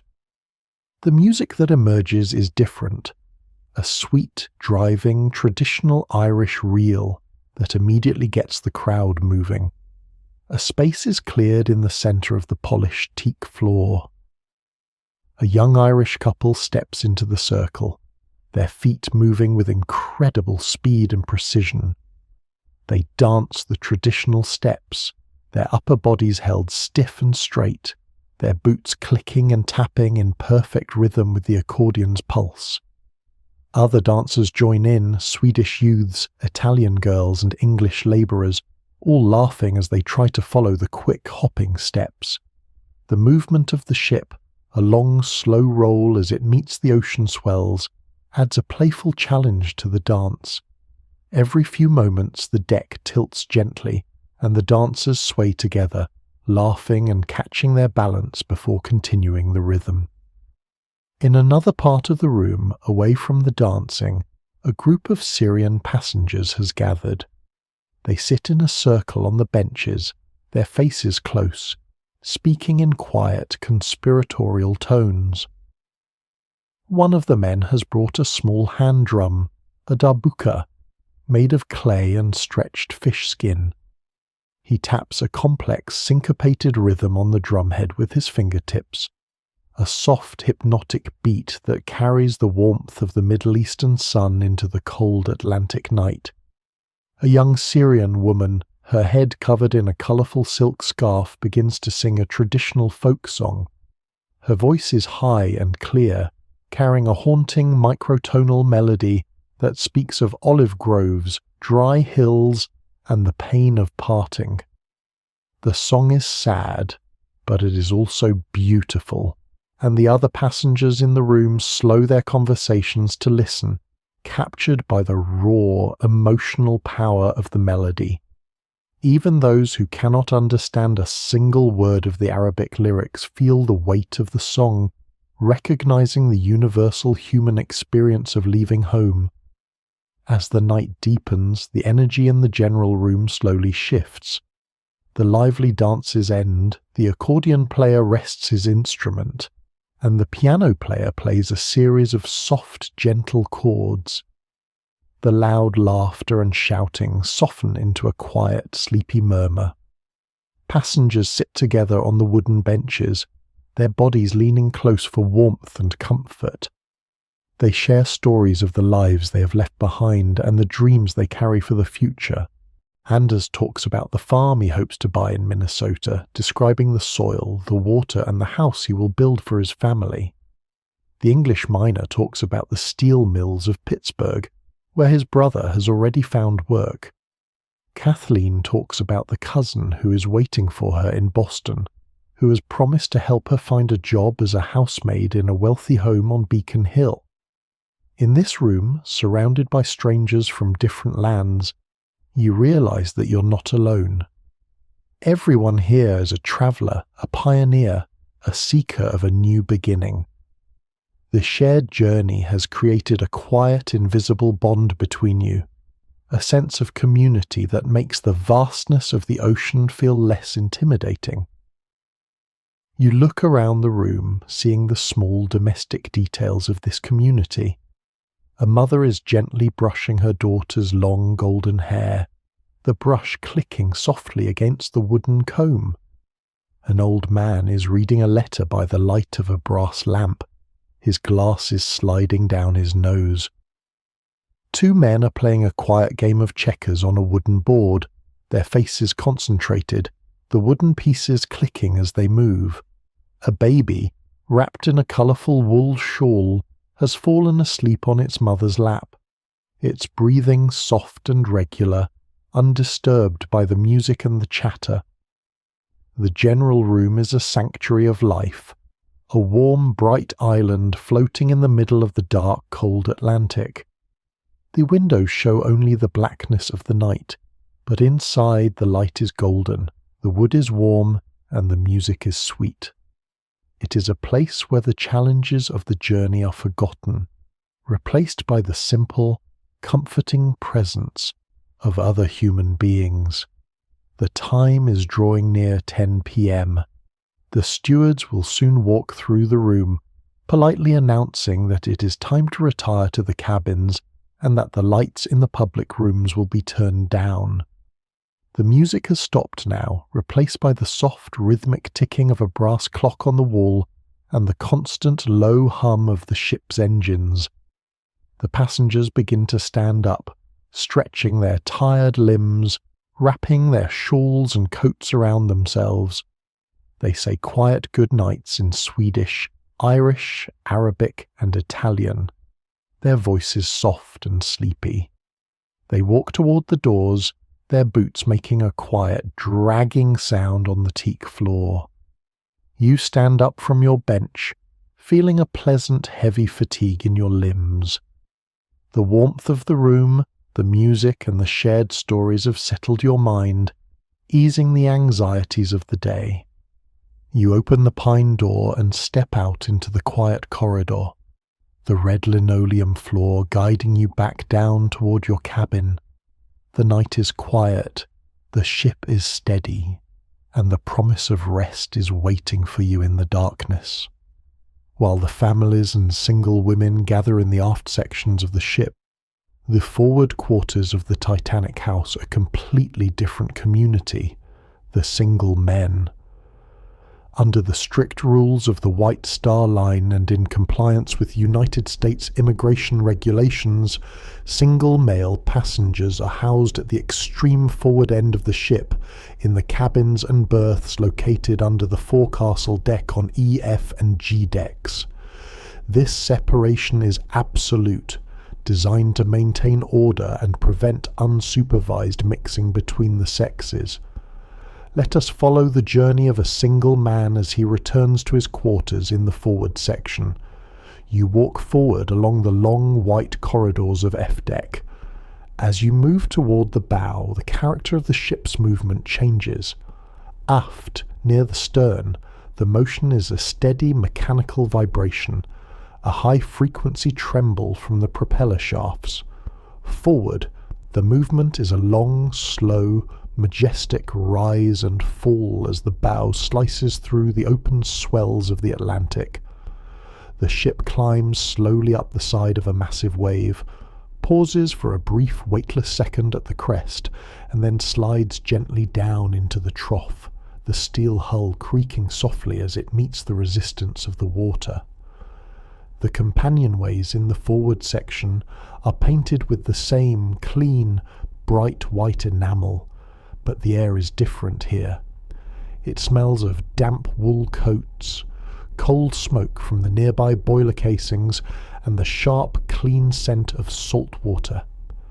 The sound of the engines is softer here, a distant, muffled hum, but it is replaced by the powerful sound of the ocean itself, the rushing, tearing roar of the sea as the bow cuts the water, and the occasional heavy thud of a wave striking the steel hull far below. You turn a corner and enter a forward cabin. Like the aft cabins, it is simple and clean, containing 4 or 6 bunk beds painted a sanitary white, a mahogany washstand, and a small mirror.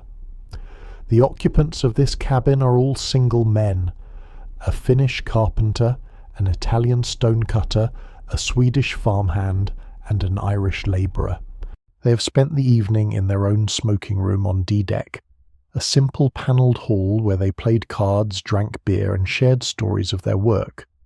Now they have returned to their cabin to rest. The cabin is filled with a quiet, masculine camaraderie.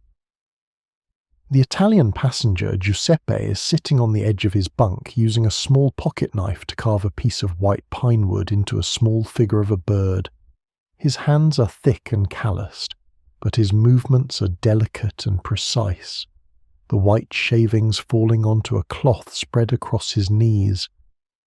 The Finnish carpenter, Matti, watches him with quiet interest, occasionally offering a word of advice in broken English.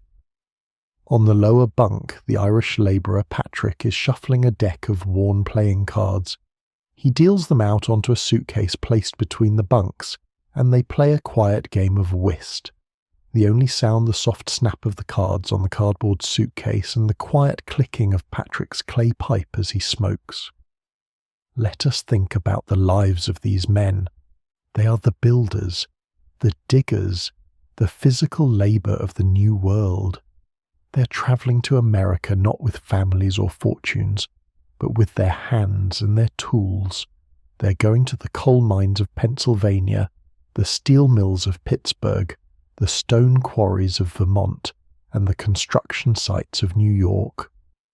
They've left behind lands that had no use for their strength, and they're carrying their muscle and their determination to a country that is hungry for labour. For these men, the accommodations on the Titanic are a source of constant wonder. In the steerage quarters of older ships, single men were packed into massive communal open berths, sleeping on wooden platforms holding 60 or 80 men, with no ventilation, no sanitation, and no privacy. The air was thick with smoke and sweat, and the threat of theft and violence was constant. On the Titanic, the small, clean cabins with their private washstands and comfortable bunks feel like a luxury hotel. The locks on the doors, the electric lights, and the clean sheets are a testament to their dignity, a promise that their labour is valued and their journey is respected. Patrick finishes the card game, gathers the cards, and slips them back into his pocket. He walks to the small porthole, opens it, and looks out into the dark. The air that rushes in is freezing cold, carrying a fine mist of salt spray. Below him, the bow of the ship is throwing up a giant wave of white, luminous foam that glows in the starlight. The ocean is vast and empty, a black mirror reflecting the countless stars overhead. The wind is a steady, rushing sigh, a cold breath from the Arctic that carries the scent of ice. Patrick closes the porthole, latching it tight. The cabin instantly becomes warm again, the heat radiating from the steam pipes. He climbs into his top bunk, pulling the heavy blue wool blanket over his shoulders. Giuseppe puts away his pocket knife and his wooden bird, shakes the shavings into the trash, and blows out the single electric bulb, plunging the room into a warm, comfortable darkness. The room is silent now, save for the rhythmic creaking of the ship's timbers as the bow rises and falls on the swells, and the distant, soothing roar of the sea. The men lie in their bunks, their bodies relaxed, their minds drifting. They are 3,000 miles from home, suspended in the dark between the old world and the new, but they are safe, warm, and resting in the mechanical cradle of the ship. At the opposite end of the Titanic, in the aft quarters of the lower decks, lives another community of single travellers, the single women. Housed in private cabins on G and F decks aft, these women are under the watchful eye of the ship's matron and the stewards, who ensure their safety and maintain strict social decorum. Let us step into this quiet, domestic world, following the location chain from the noisy passenger decks down into the peaceful sanctuary of the women's quarters. You walk down the aft companionway, the red linoleum floor clean and quiet beneath your boots.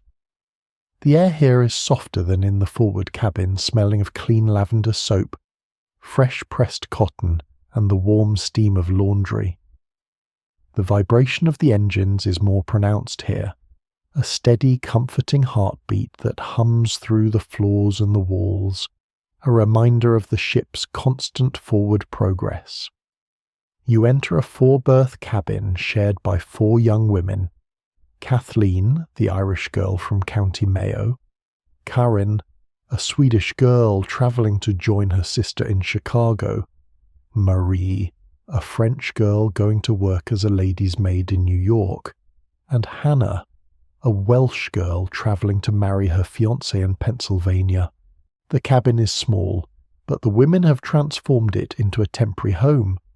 They have hung their shawls and coats on the brass hooks behind the door, and their small suitcases are slid neatly under the bunks. On the mahogany washstand next to the porcelain pitcher is a small glass jar filled with dried lavender buds that Karin brought from her mother's garden in Sweden, its sweet, clean scent filling the room and masking the faint smell of paint and iron. The women are preparing for rest, their movements slow and peaceful. Karin is sitting on the bottom bunk, a writing pad on her knees, writing a letter to her parents back in Smoland. Her handwriting is neat and careful, the ink dark on the cheap white paper. She writes about the ship, describing the size of the Titanic, the cleanliness of the cabin, and the abundance of the food. She tells them that she has made friends with an Irish girl and a Welsh girl, and that although they do not speak the same language, they help each other every day. Beside her, Kathleen is mending a tear in her apron, her needle moving quickly through the white cotton by the light of the electric bulb. She is humming a soft, traditional Irish ballad, a quiet, mournful tune that her mother used to sing while spinning wool by the cottage fire. Marie, the French girl, is brushing her long dark hair in front of the small mirror, the wooden brush making a soft, shucking sound as it passes through her locks. She looks at her reflection, her face tired but filled with a quiet determination. She's left behind a small village in Normandy, and she's travelling alone to a massive city she has never seen, to work for a family she's never met. It is a frightening prospect, but she feels a steady, quiet courage when she looks at the other women in the cabin. They are all in the same position, all travelling alone into the unknown, and their shared strength is a source of constant support. Let us think about the lives of these young women. In 1912, for a single woman to travel alone across the ocean was an act of immense courage. They were leaving behind the safety of their families and their traditional communities to build lives in a new country. They were going to work as domestic servants, housemaids, cooks, seamstresses, and shop assistants in the growing cities of America. They were the daughters of poor farmers, miners, and weavers, and they were seeking a life of independence and opportunity that was denied to them in the old world. For these women, the safety and cleanliness of the Titanic's third-class quarters are of paramount importance. On older ships, steerage was a dangerous place for a single woman. They are housed in communal holds with single men, with no locks on the doors, no private toilets, and no protection from harassment or theft. The journey was a constant ordeal of fear and vigilance. On the Titanic, the White Star Line provided a secure, protected environment. The single women's quarters are located at the very aft of the ship, separate from the single men, and the area is patrolled by a dedicated matron who ensures their safety. The lock on the cabin door is a physical symbol of security, allowing them to sleep in peace. Kathleen finishes her mending, folds the apron and lays it on her trunk. She climbs into her top bunk, the straw mattress rustling softly.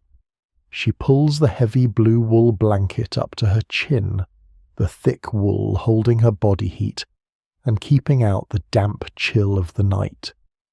Karen folds her letter, slips it into an envelope and places it inside her Bible.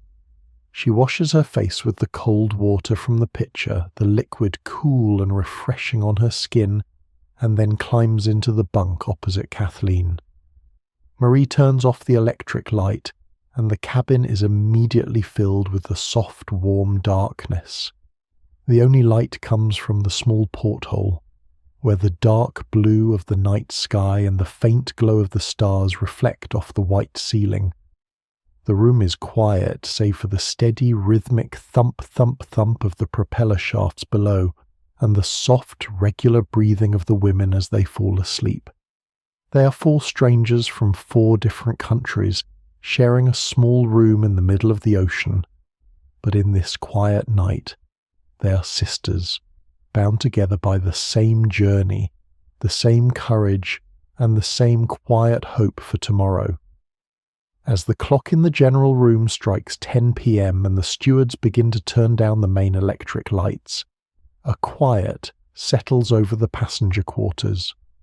The lively music has ended, the dancing has ceased, and the families have returned to their small white cabins on the lower decks. But for some, the call of sleep is not yet strong enough. The mind, filled with the impressions of the day and the anticipation of tomorrow, seeks a quiet moment of solitude before the night closes in. Let us follow a passenger as they step outside for a night walk, tracing the movement from the warm enclosed corridors out onto the open deck. You walk down the quiet red linoleum hallway of G-Deck. The electric lights overhead have been dimmed, casting a soft yellow glow that throws long, gentle shadows along the white steel walls.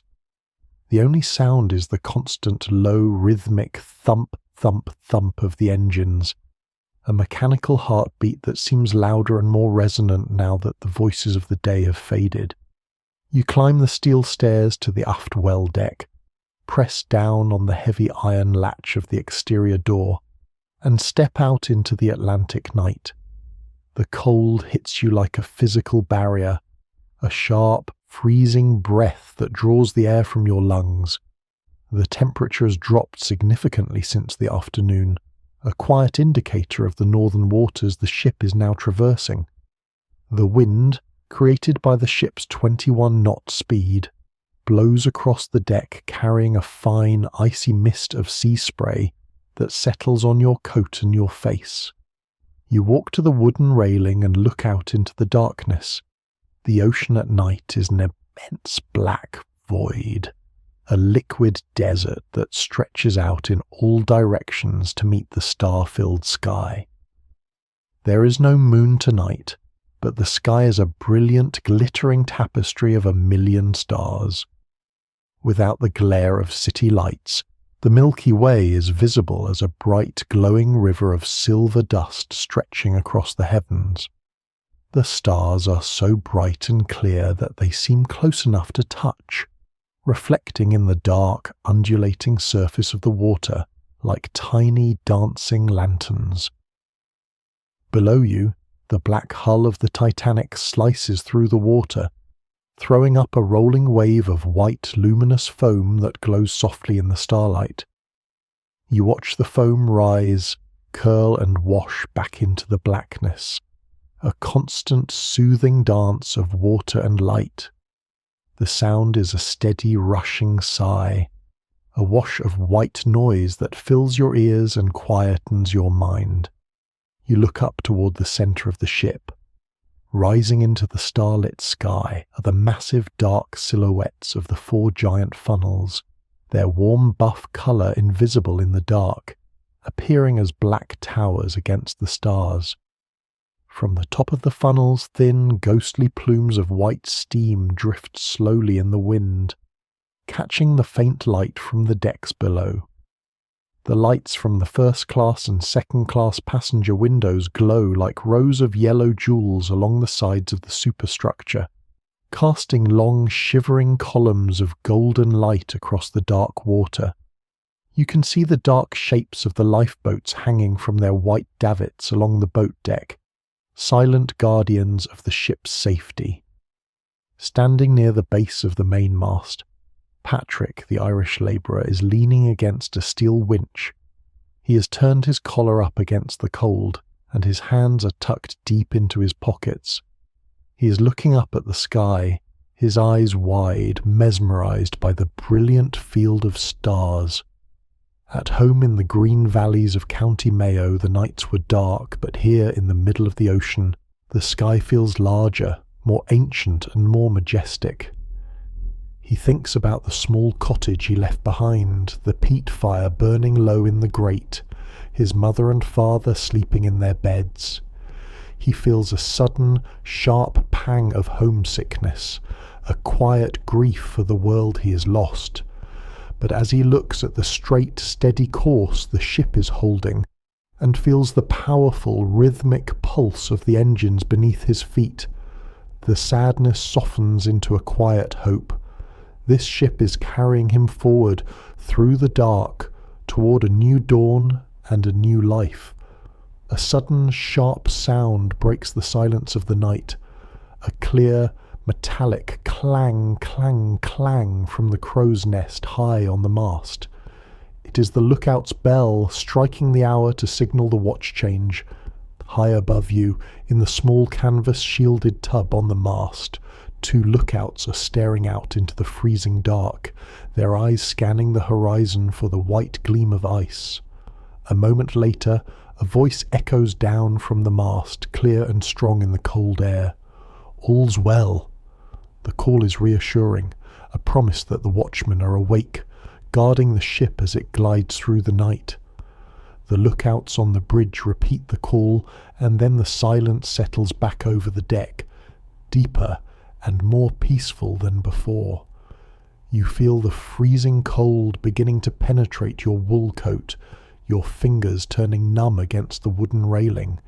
Your breath rises in small white clouds in the cold air, vanishing into the starlight. It is time to return inside to the warmth and the safety of the lower decks. You walk across the damp wood planks, step through the heavy door and secure the iron latch behind you. The cold wind is instantly cut off, replaced by the warm, dry air of the corridors. The scent of linseed oil and soap is welcoming, and the steady, rhythmic hum of the machinery feels like a warm embrace.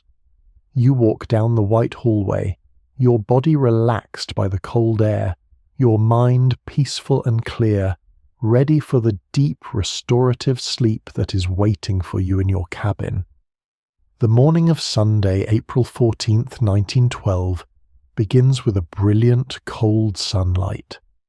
The sky is a hard, clear blue, without a single cloud, and the sea is exceptionally calm, the surface of the water like a vast pane of dark glass, rippling only where the massive hull of the Titanic cuts its path.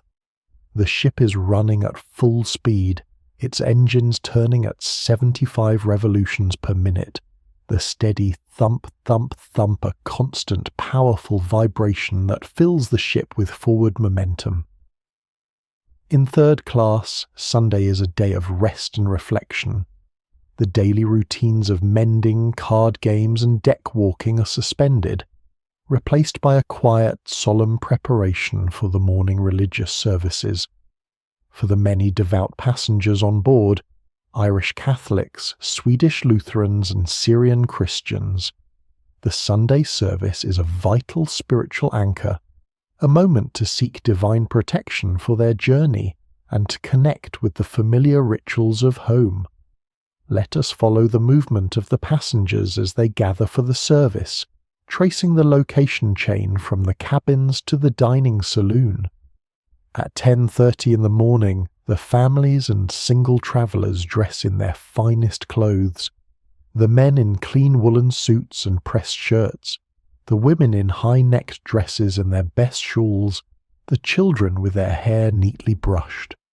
They walk down the white corridors of F Deck toward the dining saloon, their movements slow and respectful. The dining saloon has been prepared for the service. The long oak tables have been cleared of the breakfast dishes, the white oilcloth surfaces scrubbed clean. At the forward end of the room, a simple table has been covered with a clean white linen cloth to serve as an altar. The room is packed with passengers, their benches pushed close together. The air is warm and smells of soap, clean wool, and the faint, sweet scent of incense that a passenger has brought from home. The service is conducted by Father Thomas Biles, a Catholic priest travelling in second class. Father Biles is a gentle, soft-spoken man with kind eyes and a warm, reassuring voice. He has come down to the third-class quarters to hold Mass for the many Catholic immigrants on board. He stands before the altar, dressed in his dark vestments, his hands clasped in prayer. The service begins with the sign of the cross, and Father Biles's voice rises, clear and resonant, in the steel-walled saloon. Because his congregation is composed of people from many different countries, he conducts the service with unique pastoral care. He reads the prayers in English and then repeats them in French and Irish Gaelic, his voice carrying the familiar sacred words to every corner of the room. A lay reader stands beside him, translating the sermon into Swedish and Italian for the passengers who do not understand English. The sermon is simple and comforting.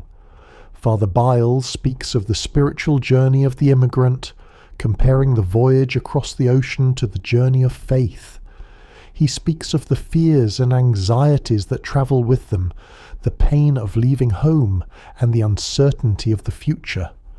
But he reminds them that they are never alone, that the same God who created the ocean is watching over them, guarding their path and guiding them to a safe harbour. His words are gentle and reassuring, an anchor of peace in the middle of the vast sea. Then comes the music. The congregation stands, their boots scraping softly on the floor. A passenger sits at the upright piano in the corner, playing the opening chords of a familiar hymn. The hymn is Eternal Father, Strong to Save, the traditional Navy hymn. As the music begins, the congregation lifts their voices in song. Hundreds of voices, male and female, young and old, rise together, filling the large saloon with a powerful, resonant wave of sound. They sing in different languages, the English singing in English, the Swedes in Swedish, the Irish in Irish, and the Syrians in Arabic, but they are all singing the same melody, their voices blending in perfect harmony. The sound of their shared song is a beautiful testament to their unity, a moment of profound grace where the individual struggles of the past and the anxieties of the future are suspended, replaced by a single, powerful voice of hope that echoes through the steel halls of the ship. As they sing the final chorus, you can see tears glistening in the eyes of many passengers. Kathleen holds her mother's wooden medal tightly in her hand, her voice shaking slightly as she sings the words of protection. Elizabeth rests her hand on Karin's shoulder, her eyes closed, her heart filled with a quiet prayer for her children's future. Slimon stands beside Jasmine, his head bowed, listening to the beautiful, sacred music that surrounds them. The sound of the singing rises through the ventilation shafts, carrying up to the passenger decks above, a sweet, holy melody that drifts across the calm, sunny water. The service ends with a quiet blessing. Father Biles raises his hands, offering a prayer for their safety, their health, and their future. The passengers bow their heads, accepting the blessing with a deep, silent gratitude. The congregation slowly disperses, the benches scraping as people stand up. The solemn atmosphere shifts back into a gentle domestic chatter. The passengers step out onto the deck to enjoy the bright Sunday sun, wrapped in their heavy coats against the cold air. The air is freezing, but the sun is warm on their faces, and the sea is calm and blue. They feel a renewed strength, a quiet peace that settles deep in their hearts, ready to face whatever lies ahead on the long road to their new home. Following the Sunday service, as the sun reaches its zenith in a sky of hard, cold sapphire, the ship's bell rings 12 times. The clear brass tones carry through the companionways, and the passengers once again gather in the dining saloon for the Sunday midday dinner. This is the culinary pinnacle of the voyage, the Sunday dinner on April 14th, 1912. It is a meal that represents the height of the White Star Line's steerage hospitality, a feast designed to be both a celebration of the Sabbath and a reassuring preview of the abundance of the New World. Let us walk into the dining saloon, following the location chain from the sunny decks down into the warm, bustling dining rooms. You step through the door and are met by a rich, savoury cloud of cooking aromas that is far more complex and inviting than any meal that has come before. The smell of boiling vegetables and fresh bread is joined by the deep, mouth-watering scent of roasting pork, aromatic sage, and caramelized onions.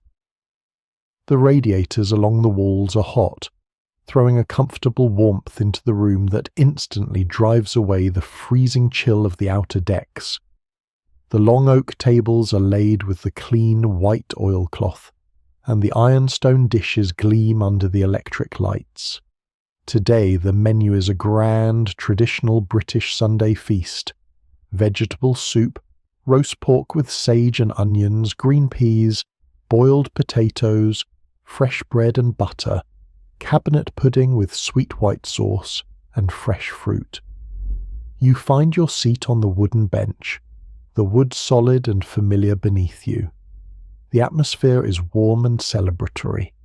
The solemn peace of the morning service has transformed into a light-hearted chatter, a shared sense of joy and anticipation.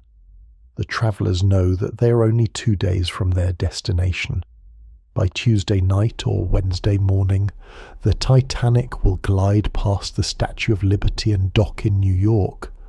The long, anxious journey across the Atlantic is drawing to a close, and the future is almost within their grasp. The meal begins with the vegetable soup. The stewards ladle the golden broth into your bowl, the steam carrying the scent of root vegetables and herbs. You break off a piece of the fresh bread, spread it with the rich yellow butter, and eat, the hot soup warming you from the inside out. Then the main course is served. The stewards place large, steaming platters of roast pork on the tables. The meat is sliced thick, the pork tender and juicy, with a crisp, golden brown crackling along the edges. Next to the pork are bowls of sage and onion stuffing, the breadcrumbs savoury and moist, seasoned with sweet onions and the warm, earthy scent of dried sage. There are platters of green peas, bright and sweet, glistening with butter, and bowls of boiled potatoes, their skins split to reveal the soft, mealy white flesh. The passengers help themselves, passing the heavy platters with smiles and gestures. As you eat, the conversation around the table turns to their plans for arrival. Through the translations of the bilingual passengers, stories are shared and compared. Anders describes the train journey they will take from New York to Minnesota, showing a map he has kept in his pocket, his finger tracing the line that leads to the fertile lands of the Midwest. Giuseppe talks about the stone masonry work he has lined up in Vermont, his hands shaping the air as he describes the white granite of the quarries. Kathleen talks about her cousin's house in Boston, wondering what it will feel like to live in a brick mansion with carpeted stairs and indoor plumbing. They're all looking forward, their eyes filled with the light of hope, completely unaware of the ice that lies in the dark waters ahead. We do not look forward to the night, nor the cold, nor the tragic hours that history remembers. We stay here, in this moment of warmth and abundance, where the food is plentiful, the light is golden, and the community is real. The tragic irony of this final Sunday meal is handled with a gentle, soothing touch, a quiet respect for the peace of the moment. For these travellers, this afternoon is a beautiful, serene pause in their lives, a memory of comfort and safety that stands independent of whatever is to come. After the main plates are cleared, the stewards serve the dessert, cabinet pudding. This traditional English pudding is made of sponge cake and bread, soaked in a rich custard of eggs, milk and sugar, studded with sweet raisins and currants, and steamed until light and warm. The stewards ladle a sweet, creamy vanilla sauce over the pudding, the sauce running down the sides of the cake and pooling in the ironstone dish. The pudding is soft and delicious, the sweet custard melting on your tongue, the plump raisins providing a burst of flavour. It is a dessert that makes you feel cared for, a taste of domestic comfort that brings back memories of kitchens and families. The meal concludes with fresh fruit, apples, oranges and bananas, placed on the tables in large stoneware bowls. It is a rare luxury for steerage passengers to have fresh fruit at every meal, and they accept it with a quiet gratitude, peeling the oranges and splitting the bananas, the sweet tropical scents mixing with the smell of coffee and tea. You finish your cup of hot sweet tea, the warm mug reassuring in your hands. The dining saloon is slowly emptying, the passengers returning to the decks to enjoy the final afternoon of the voyage. Outside, the afternoon is quiet and cold. The sea is exceptionally calm, a flat calm or greasy sea as the sailors call it, where there is not a single ripple on the water. The surface of the ocean is a dark, polished mirror reflecting the pale blue of the sky. The air is freezing, the temperature dropping rapidly as the sun begins its slow descent toward the western horizon. You walk the deck for a few minutes, wrapped in your heavy coat, watching the silent, cold beauty of the ocean, before returning inside to the warm comfort of the companionways, ready for the quiet hours of the evening to unfold. As the dusk of Sunday, April 14th, deepens into a black, star-studded night, the temperature outside drops toward the freezing point. The wind, though light, carries a biting Arctic chill that sweeps across the well decks, making it impossible to remain outdoors for long. The passengers are drawn back inside, seeking the warm, protected sanctuary of the ship's interior. Once again, the general room on sea deck aft becomes the central gathering place, but tonight the atmosphere is markedly different from the lively, energetic scenes of the previous evenings. Let us follow the movement of the travellers as they seek the comfort of the general room, tracing the location chain from the cold decks to the warm hall. You walk through the heavy pine door, the heat from the radiators hitting you like a warm embrace. The scent of sweet cherry tobacco, linseed oil and clean wool is thick and familiar. The pitch pine walls, varnished to a rich gold, reflect the warm light of the electric bulbs, creating a cozy, intimate space that shields you from the immense, freezing blackness of the ocean outside. The wooden benches are packed with passengers, their bodies leaning close for warmth and comfort. But tonight there are no lively jigs, no fast-paced reels, and no energetic dancing. The accordion remains in its worn leather case, and the piano player sits quietly at the keys, playing slow, gentle melodies that drift through the room like a soft breeze. The excitement of the coming arrival has softened into a quiet, sleepy contemplation. The travellers are tired from the long journey, and the proximity of their destination has brought a quiet, reflective mood to the room. In the centre of the hall, a group of Swedish passengers begins to sing. The melody is a traditional Swedish hymn, Tryggare kan ingen vara, Children of the Heavenly Father. The song is slow and sweet, the voices of the women high and clear, the men providing a soft, deep harmony. Anders stands with Elizabeth, his arms wrapped round her shoulders, their children, Karin and Johan, sitting sleepily on the bench before them.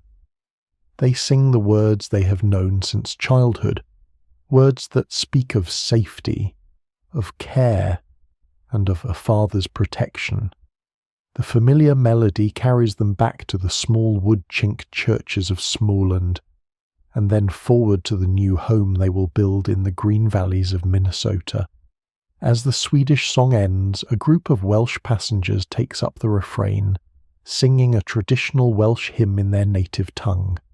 Their voices are rich and powerful, a chorus of deep, resonant harmonies that fill the room, bouncing off the wooden panels and rising through the ceiling.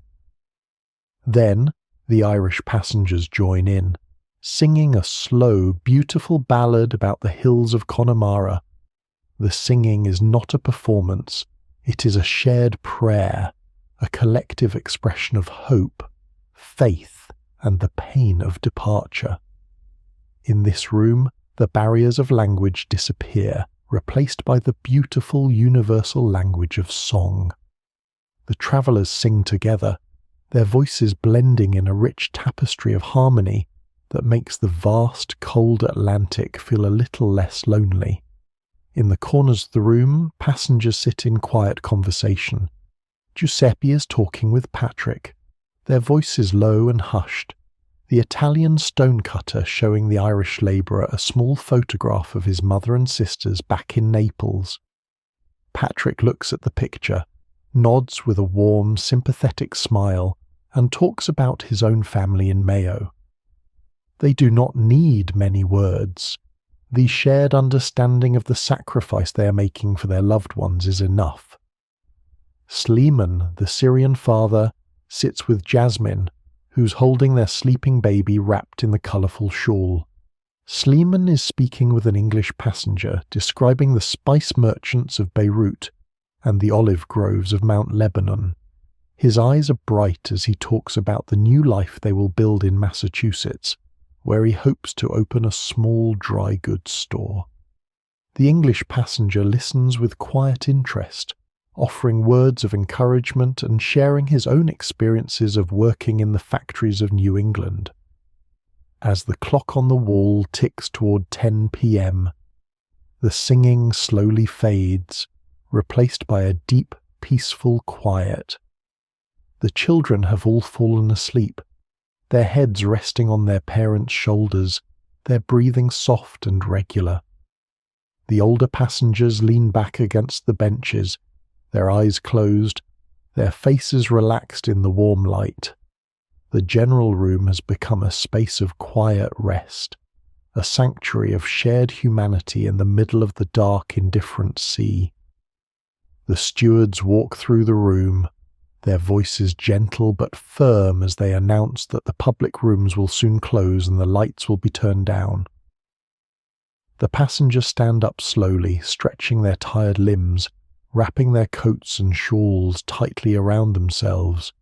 They say quiet good nights in their native tongues, their voices soft and sleepy, and begin the slow walk back to their cabins.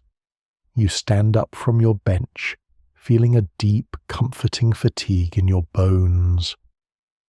The warmth of the room, the beauty of the music, and the quiet community of the travellers have settled your mind, easing the anxieties of the journey.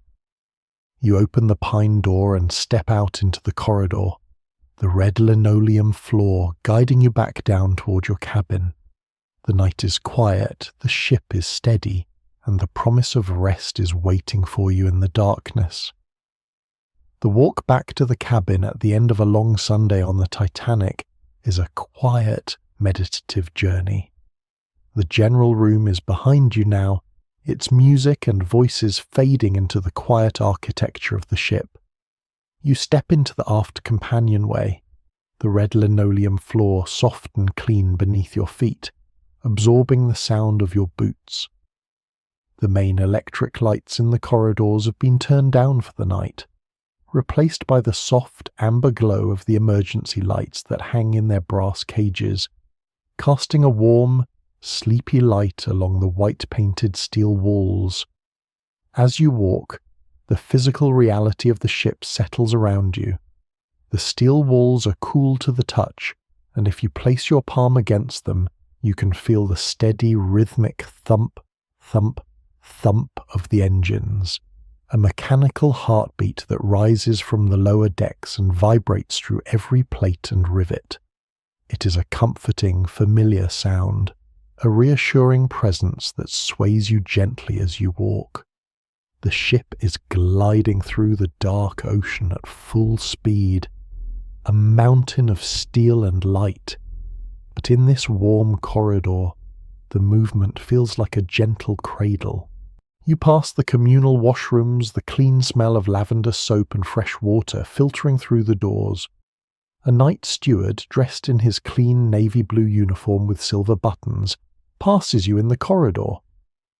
He is carrying a stack of fresh white bath towels, his movements quiet and unhurried. As he passes, he offers a polite, hushed, "Good night, sir," his voice soft and respectful in the quiet of the hallway. You nod and return the greeting, feeling a quiet sense of safety and care. The crew is awake, patrolling the corridors, tending the boilers, and keeping watch on the bridge, ensuring that the travellers can rest in peace. You turn the corner and walk past the closed pine doors of other cabins.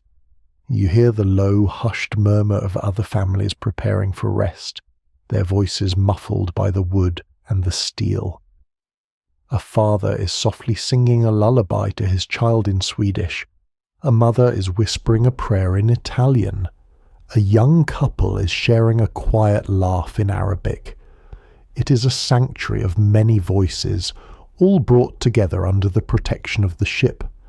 You find your cabin door and turn the key in the lock, the brass bolt clicking open with a solid, satisfying sound. You step inside, closing the door behind you and securing the latch. The cabin is warm and quiet, heated by the steam pipes that run along the floorboards, clicking and sighing quietly as the heat flows through them. The single electric bulb in the ceiling casts a warm, steady light, illuminating the white-painted bunk beds, the mahogany washstand, and the small wooden mirror. You walk to the washstand and open the folding doors. You lift the heavy porcelain pitcher, the water inside cold and clear, and pour it into the basin. The water splashes softly, the clean sound filling the quiet room. You wash your hands and face, the soap lathering softly in the cold water. The scent of lavender and pine fills the cabin, clean and refreshing. You dry your face with the rough, clean towel, feeling the fatigue of the day melting away under the cool water. You look at yourself in the small mirror, seeing the reflection of a person who has travelled 3,000 miles across the ocean, who has survived the long trains, the crowded boarding houses, and the anxieties of embarkation. Your face is tired, but your eyes are calm, filled with a quiet peace. This is the face of a traveller who is resting in a clean, quiet sanctuary, only 2 days from the new world.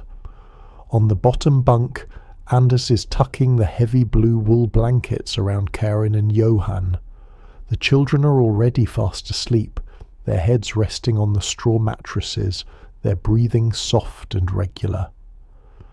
Elizabeth sits on the edge of the bunk, her hand resting on Anders's arm, her face soft with the peace of the night.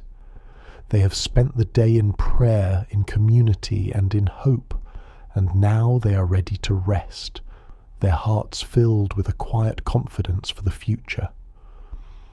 In the opposite bunk, Kathleen climbs onto the top mattress, the straw rustling softly under her weight.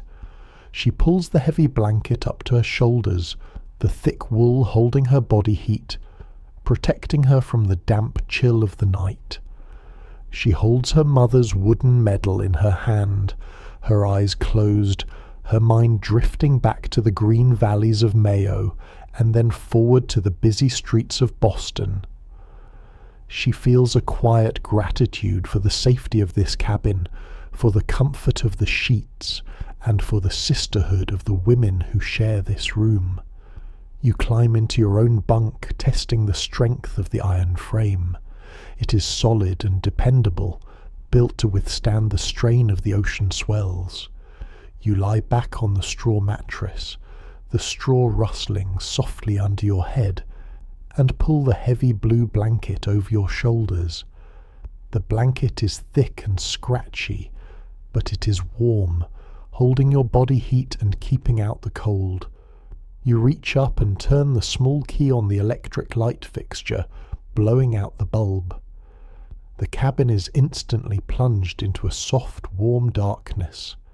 The only light comes from the small porthole in the outer wall, where the dark blue of the night sky and the faint glow of the stars reflect off the white-painted ceiling, throwing dancing, liquid shadows across the room.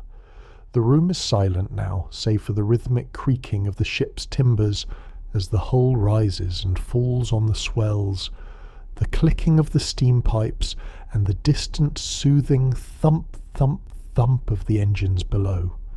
You close your eyes, letting the gentle, rhythmic sway of the ship wash over you, feeling safe, warm, and completely at peace in your small white room. As midnight approaches on this Sunday night, the passenger quarters of the Titanic settle into a deep, quiet stillness. The lights in the public rooms are turned off, and the white corridors are empty of travellers, the long passages silent save for the soft amber glow of the emergency lamps. The passengers are warm in their cabins, resting in their bunks. But while the passenger decks sleep, the ship itself remains fully alive. Deep in the lower decks, below the waterline and high on the bridge, the crew continues their silent, mechanical vigil. Their work creates the steady, rhythmic environment that allows the travellers above to sleep in peace. Let us descend from the quiet cabins down, down, into the hidden, industrial heart of the ship, tracing the location chain from the passenger corridors to the engine rooms. You walk past the closed pine doors, the hallway quiet and empty. You step through a heavy steel door marked Crew Only and descend a narrow iron companionway. The walls here are bare steel, painted with a dull, protective grey slip, and the stairs are cold under your boots. With each level you descend, the temperature rises and the vibration of the ship grows stronger, shifting from a soft, distant hum to a deep, resonant rumble that shakes the iron ladder. You pass the casings of the boiler rooms, smelling the hot grease and coal smoke, and step through a watertight bulkhead into the reciprocating engine room. The transition is a dramatic shift in sensory atmosphere. You step onto a narrow steel grating, suspended high above the floor of a massive roaring canyon of machinery, steam, and steel. This is the reciprocating engine room, a space of immense power that rises 3 stories high. The air is warm and heavy, smelling of hot lubricating oil, steam and polished metal. The light from the electric bulbs catches the gleam of the steel cylinders and the copper pipes that run along the bulkheads in a complex vascular network. Before you are the two giant reciprocating steam engines, the largest ever built, standing as tall as 4-story houses. The massive steel piston rods, as thick as tree trunks, move up and down in a steady hypnotic dance, up, down, up, down, up, down, with a powerful rhythmic cadence. The steel shines with a thin film of oil reflecting the lights overhead. The connecting rods swing in wide, powerful arcs, turning the massive crankshafts that lead back toward the propellers. The movement is so regular, so constant, that it becomes a physical presence, a steady baseline that vibrates through the deck plates and settles deep in your bones. The engineers, dressed in dark overalls, move quietly along the steel gangways. They carry long-spouted copper oil cans, their hands steady as they lubricate the moving parts of the engines. They watch the machinery with a quiet vigilance, checking the temperature of the bearings and monitoring the brass pressure gauges that line the bulkheads. The needles of the gauges are steady, indicating that the boilers are producing steam at a constant optimal pressure. The greasers climb the iron ladders, wiping away excess oil with bundles of cotton waste, their movements coordinated and unhurried.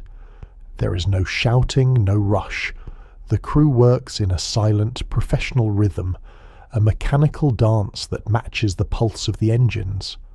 Further aft is the turbine engine room, housing the low-pressure Parsons turbine that drives the ship's centre propeller. The turbine is a massive cylindrical casing of dark iron, humming with a high, steady whistle as the exhaust steam from the reciprocating engines passes through its blades. The air here is slightly cooler, and the sound is a constant rushing sigh, like the sound of a distant waterfall. The engineers watch the cooling water pumps, which draw thousands of gallons of cold ocean water through the massive brass condensers, turning the exhaust steam back into fresh water to be pumped back to the boilers. You descend further, walking through a low, watertight door into boiler room number 4. The air here is hotter, filled with the roar of the drafts and the dry, dusty smell of coal. The boiler room is a long, white-tiled compartment lined with massive cylindrical boilers, their steel casings dark and warm. The firemen, or stokers, work in shifts, their bodies shining with sweat in the red glare of the furnaces. They move with a rhythmic, repetitive motion that has been perfected through years of labour. A stoker stands before an open furnace door, the red firelight illuminating his face and casting long, dancing shadows on the bulkheads. He lifts a heavy iron shovel, scoops a load of coal from the nearby bunkers, swings it back, and throws it with a precise, sweeping motion into the centre of the grate. The coal hits the hot coals with a dry metallic rattle, and the furnace door slams shut with a heavy iron clang, plunging the room back into shadow. The stoker wipes his brow with a sweat rag, takes a breath, and prepares for the next shovel. The work is hard and hot, but it is conducted with a quiet efficiency. The stokers work in groups, their movements timed to the minute, keeping the fires burning at a constant, intense heat. The coal fires produce the steam that rises through the pipes to drive the engines, providing the power that propels the massive ship through the water. This combination of modern engineering and organized labor is what makes the Titanic's comfort possible. The industrial symphony, operating in the dark lower decks, is the source of the steady, comforting hum that vibrates through the passenger cabins above. The thump, thump, thump of the propellers is a reassurance, a mechanical cradle song that sways the travellers as the ship slices through the water. It is a sign that the ship is alive, powerful and safe, guided by the hands of a dedicated crew. High above the engine rooms on the open bridge, the officers of the watch pace slowly, their eyes scanning the dark horizon. The air on the bridge is freezing, the temperature dropping below 32 degrees, a cold, dry breath from the northern ice fields. The sky is an immense black dome filled with stars, their silver light reflecting in the calm, polished surface of the ocean. The wind is a steady, rushing sigh, a cold breath that whistles through the rigging and the wires of the mast. The officer of the watch stands near the brass binnacle, checking the compass. The helmsman stands at the wheel, his hand steady on the wooden spokes, making tiny, precise adjustments to keep the massive ship on its straight course. There is no conversation, no noise. The only sound is the quiet ticking of the chronometer on the wall and the steady, distant roar of the sea as the bow cuts the water far below. High on the mainmast, in the canvas-shielded crow's nest, the lookouts stand shoulder to shoulder, their eyes wide as they peer into the freezing dark. Their breath rises in small white clouds in the cold air, vanishing into the starlight. Their hands are cold in their wool gloves, but they remain vigilant, scanning the black mirror of the water for the faint white gleam of ice. They look out at the endless horizon, their eyes scanning the line where the sea meets the sky. This combination of human labour and mechanical power is what keeps the Titanic moving through the night. Deep in the hold, the stokers tend the fires. In the engine rooms, the engineers watch the dials. On the bridge, the officers guide the course. And in the crow's nest, the lookouts guard the safety of the ship. And in their cabins on G-deck, the passengers sleep. Their bodies sways gently by the motion of the ship, secure in the knowledge that they are being cared for by a powerful, vigilant fortress of steel. Leaving the roaring, steamy chambers of the engine rooms and the intense heat of the boiler fires, you return to the quiet warmth of the passenger quarters on G and F decks. The contrast is immediate and comforting. The air is warm and dry, kept at a comfortable temperature by the steam pipes that run along the floorboards, clicking and sighing quietly as the heat flows through them. The scent of linseed oil and pine wood is welcoming, and the steady, rhythmic thump, thump, thump of the engines below feels like a soft, mechanical pulse that grounds the room. You step into the cabins where the travellers are sleeping. The bunk beds, painted a clean white, hold the sleeping figures of the immigrants, their bodies relaxed, their breathing soft and regular. On the bottom bunk of an aft cabin, Karin and Johan, the Swedish children, are dreaming.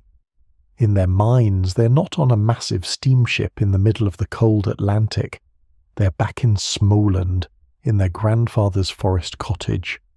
It is late spring, the snow has finally melted from the stone fences, and the fields are bright with yellow buttercups. They hear the wind rustling through the tall pine trees and the quiet call of the cuckoo bird in the valley. Their grandfather sits on a wooden bench by the door, his hands rough and weathered, carving a small wooden horse from a block of soft white pine, the clean smell of wood shavings filling the air. Their mother, Elizabeth, is in the kitchen, her hands white with flour as she kneads the dough for rye bread. The smell of yeast and baking warm and sweet in the room.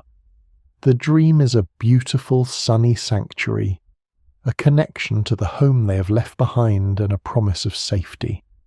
Elizabeth lies awake for a few minutes longer, listening to the soft breathing of her children. She watches the liquid shadows created by the starlight on the white ceiling, her heart filled with a quiet peace. She feels the gentle rhythmic sway of the ship, a slow, rolling movement that feels like a maternal cradle.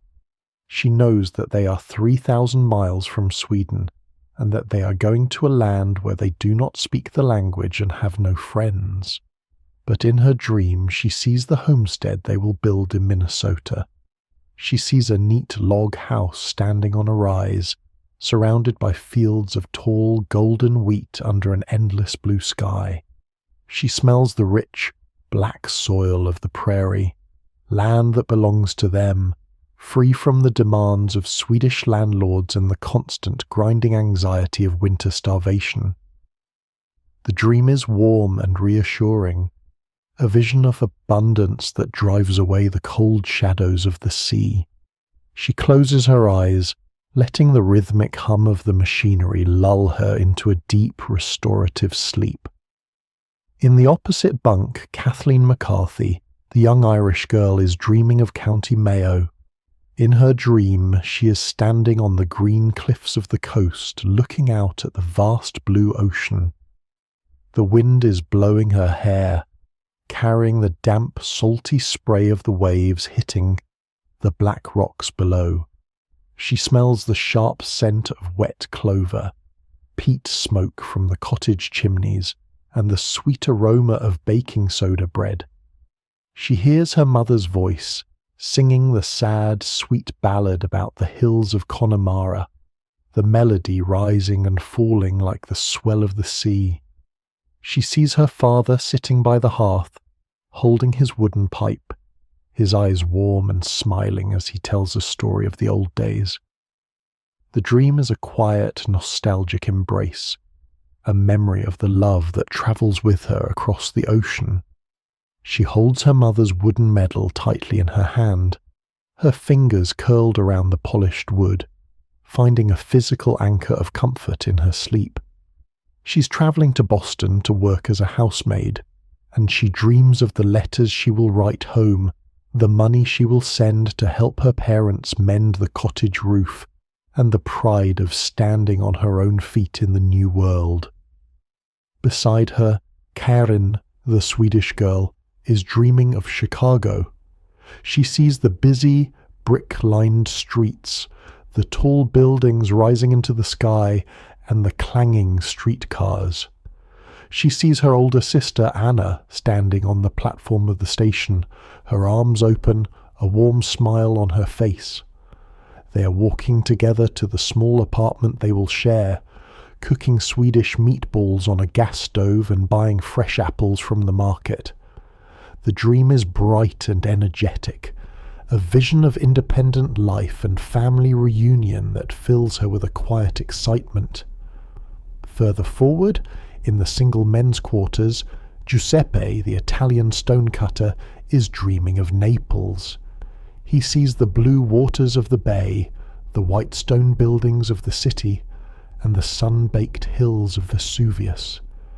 He smells the sharp, savoury scent of roasting chestnuts, fresh basil, garlic, and new-baked bread. He sees his mother and sisters sitting on the balcony of their apartment, laughing and talking in their rapid musical dialect. The dream is warm and bright, a source of strength that reminds him of why he is embarked on this long, difficult journey. He is travelling to America to build a better life for them, and his labour will be a gift of love that will bridge the distance between them. He dreams of the stone quarries of Vermont, where he will carve the white granite into columns for grand public buildings, his hammer and chisel creating structures that will stand for centuries, a monument to his skill and his heritage. Beside him, Matti, the Finnish carpenter, is dreaming of the deep forests of Finland. He sees the tall pines covered in a thick blanket of quiet snow, the air cold and clean. He smells the sharp scent of fresh-cut birch wood and the warm steam of the sauna. He hears the quiet sigh of the wind in the branches, a sound that is identical to the rushing roar of the sea outside the ship. The dream is a silent, beautiful sanctuary of nature, a place of peace that grounds his soul and prepares him for the work ahead in the lumber mills of the Pacific Northwest, where the giant fir trees rise like cathedrals and Slayman, the Syrian father, is dreaming of Mount Lebanon. He smells the dry, sunny scent of olive orchards, terrace gardens, and dusty roads. He hears the musical cadence of the church bells in his village and the soft strumming of an oud on a warm summer evening. He sees the bustling port of Beirut and the long journey across the Mediterranean. But in his dream of the future, he is standing in his own small dry goods store in Lawrence, Massachusetts. The shelves filled with jars of cumin, coriander, olive oil, and dried figs. He is speaking English with his customers, his wife Jasmine standing beside him with their child, their faces bright and content. The dream is a vision of peace and prosperity, a reward for the long, dry road they have travelled. These dreams are the invisible cargo of the Titanic. The ship is carrying more than just steel, coal, and provisions. It is carrying the hopes, the memories, and the futures of over 2,000 people. It is a bridge of steel that connects the old world to the new, a vessel of transition that holds the travellers safe in the dark between the past they have left behind and the future they are seeking. You lie in your own bunk, watching the frost begin to form along the edges of the closed porthole. The ice crystals grow slowly, forming beautiful feather-like patterns on the cold glass, catching the silver starlight. The air outside is freezing, but the cabin remains warm and comfortable, held at a steady temperature by the steam pipes. The thump, thump, thump of the engines continues in the background, a steady hypnotic bass line that grounds your thoughts and lulls your senses. You close your eyes, letting the rhythmic vibration and the gentle sway of the ship wash over you, feeling safe, warm, and completely at peace in the quiet sleep of the Atlantic. As the quiet hours of Monday morning continue, the Titanic glides through the dark Atlantic waters with a steady, peaceful momentum.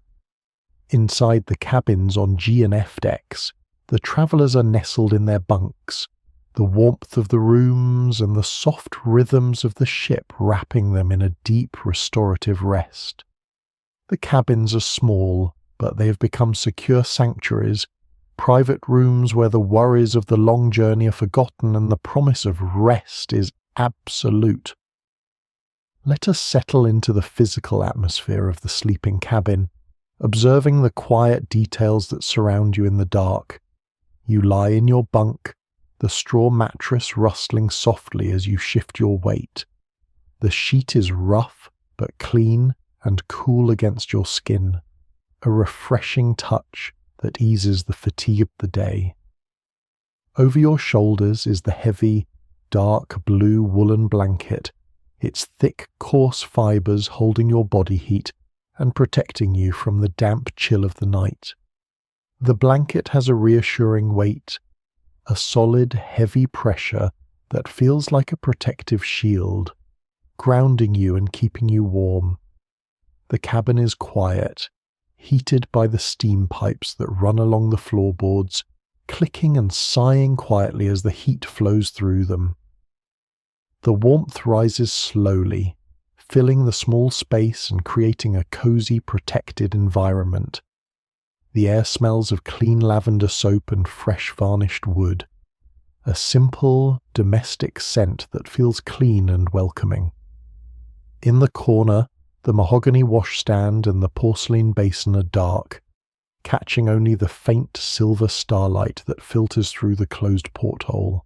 The starlight is brilliant tonight, reflecting off the calm, mirror-like surface of the ocean and casting soft, dancing patterns of light across the white-painted ceiling of your cabin. The patterns move slowly, swaying with the gentle rise and fall of the ship, a liquid choreography of silver and blue that is quiet and mesmerizing to watch. The shadows in the corners are soft and long, matching the quiet, sleepy rhythm of the night. Underneath the quiet of the cabin is the constant low, rhythmic vibration of the engines, It is the steady thump, thump, thump of the propellers, a mechanical heartbeat that rises from the lower decks and settles deep in your bones.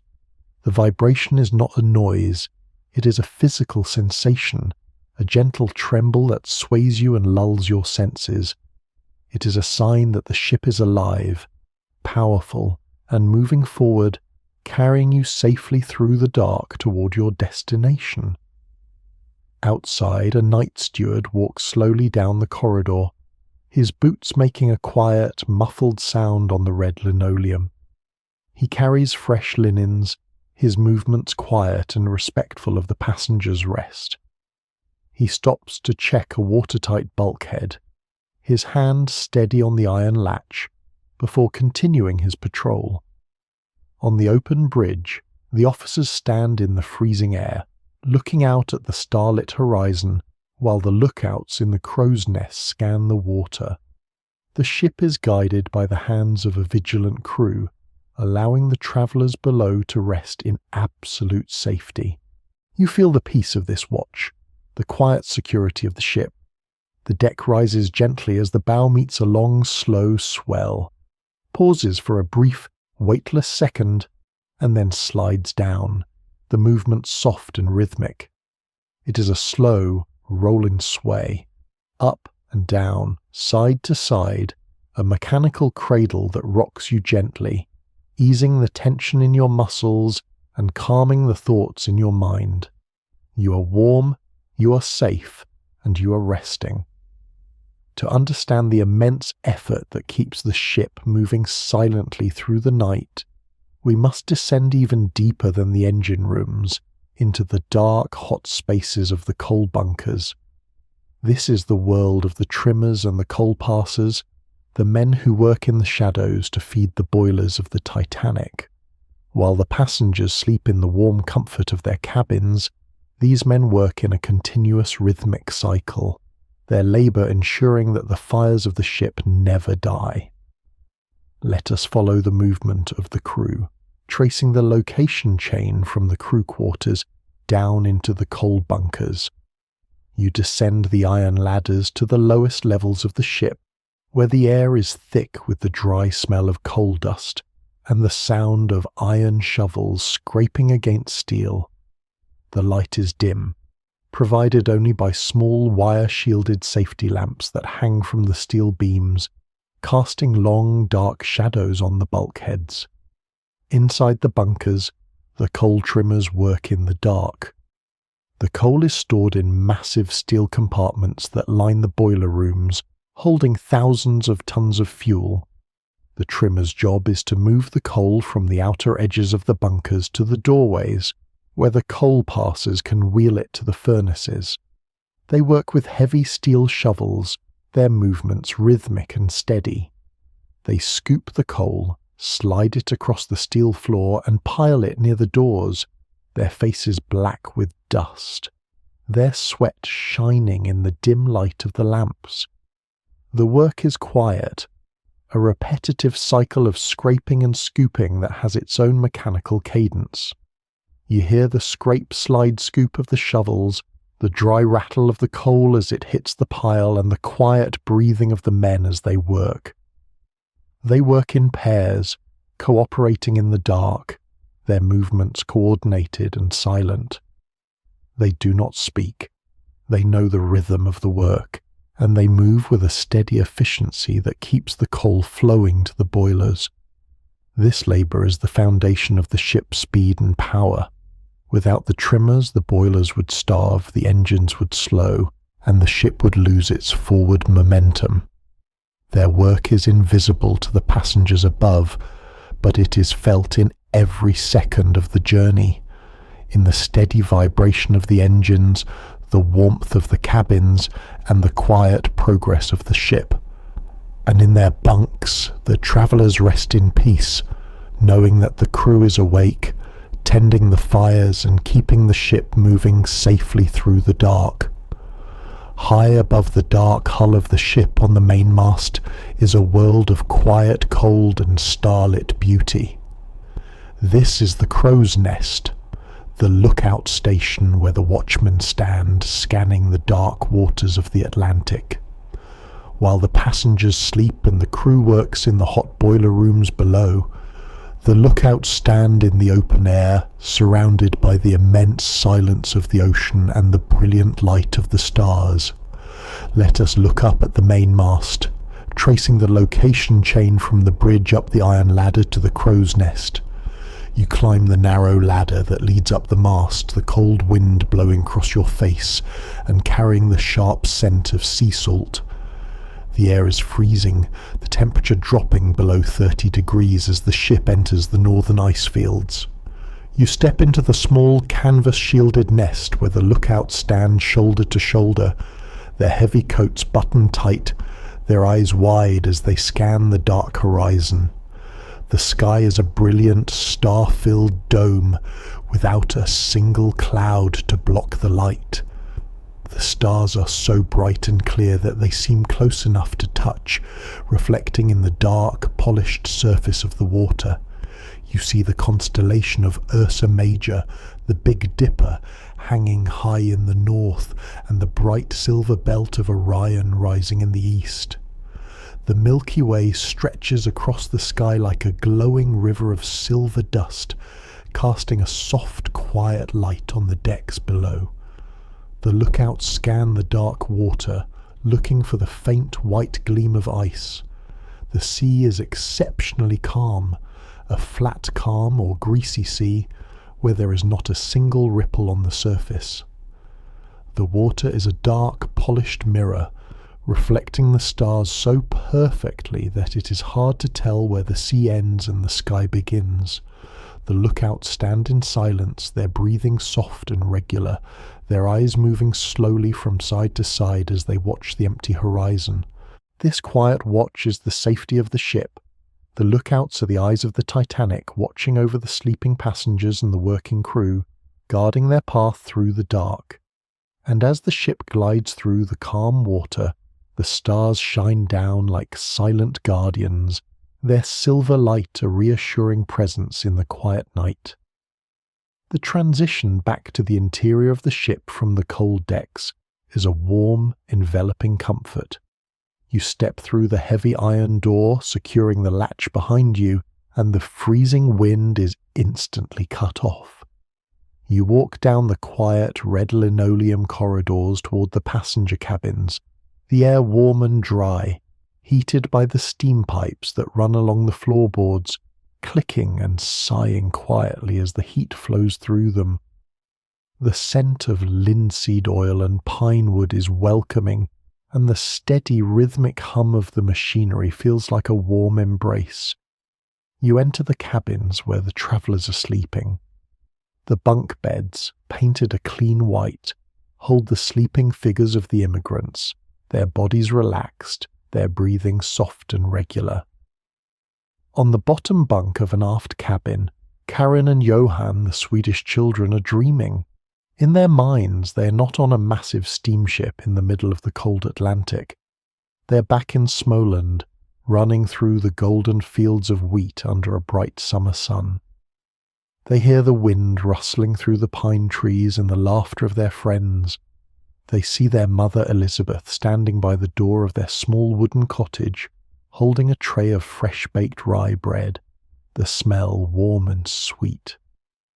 The dream is a beautiful, sunny sanctuary, a connection to the home they have left behind, and a promise of the warm, fertile land that awaits them in Minnesota.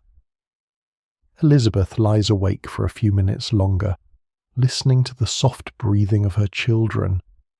She watches the liquid shadows created by the starlight on the white ceiling, her heart filled with a quiet peace. She feels the gentle rhythmic sway of the ship, a slow rolling movement that feels like a maternal cradle. She knows that they are 3,000 miles from Sweden, but as she feels the warmth of the cabin and the steady pulse of the engines, the anxiety melts away. They are safe, they are warm, and they are resting in this clean, quiet sanctuary. In the opposite bunk, Kathleen, the Irish girl, is dreaming of County Mayo. In her dream, she is walking along the dirt road that leads to the hills. The air smells of damp peat smoke and wet clover, and the rain is falling softly, a gentle mist that settles on her face. She hears her mother's voice singing the sad, sweet ballad about the hills of Connemara, the melody carrying across the green fields. She holds her mother's wooden medal tightly in her hand, her fingers curled around the polished wood, finding a physical anchor of comfort in her sleep. These hopes and dreams are the quiet, unseen cargo of the ship. The Titanic is carrying far more than just steel plates, coal, and dry provisions. It is carrying the deep, silent aspirations and futures of over 2,000 human souls. The ship is a mechanical bridge that links the shores of their past with the horizons of their tomorrow, a gentle vessel of transition, holding them safe in the dark hours of this ocean crossing. You feel your body becoming heavy, sinking gently into the straw mattress. The tension in your shoulders melts away, your arms and legs feeling warm and relaxed. Your breathing slows down, matching the steady, rhythmic rise and fall of the ship. The sounds of the cabin, the clicking of the steam pipes, the hum of the engines, the soft sigh of the sea, begin to fade into the background, becoming a soft, distant white noise. The thoughts disappear, replaced by a deep, comfortable silence.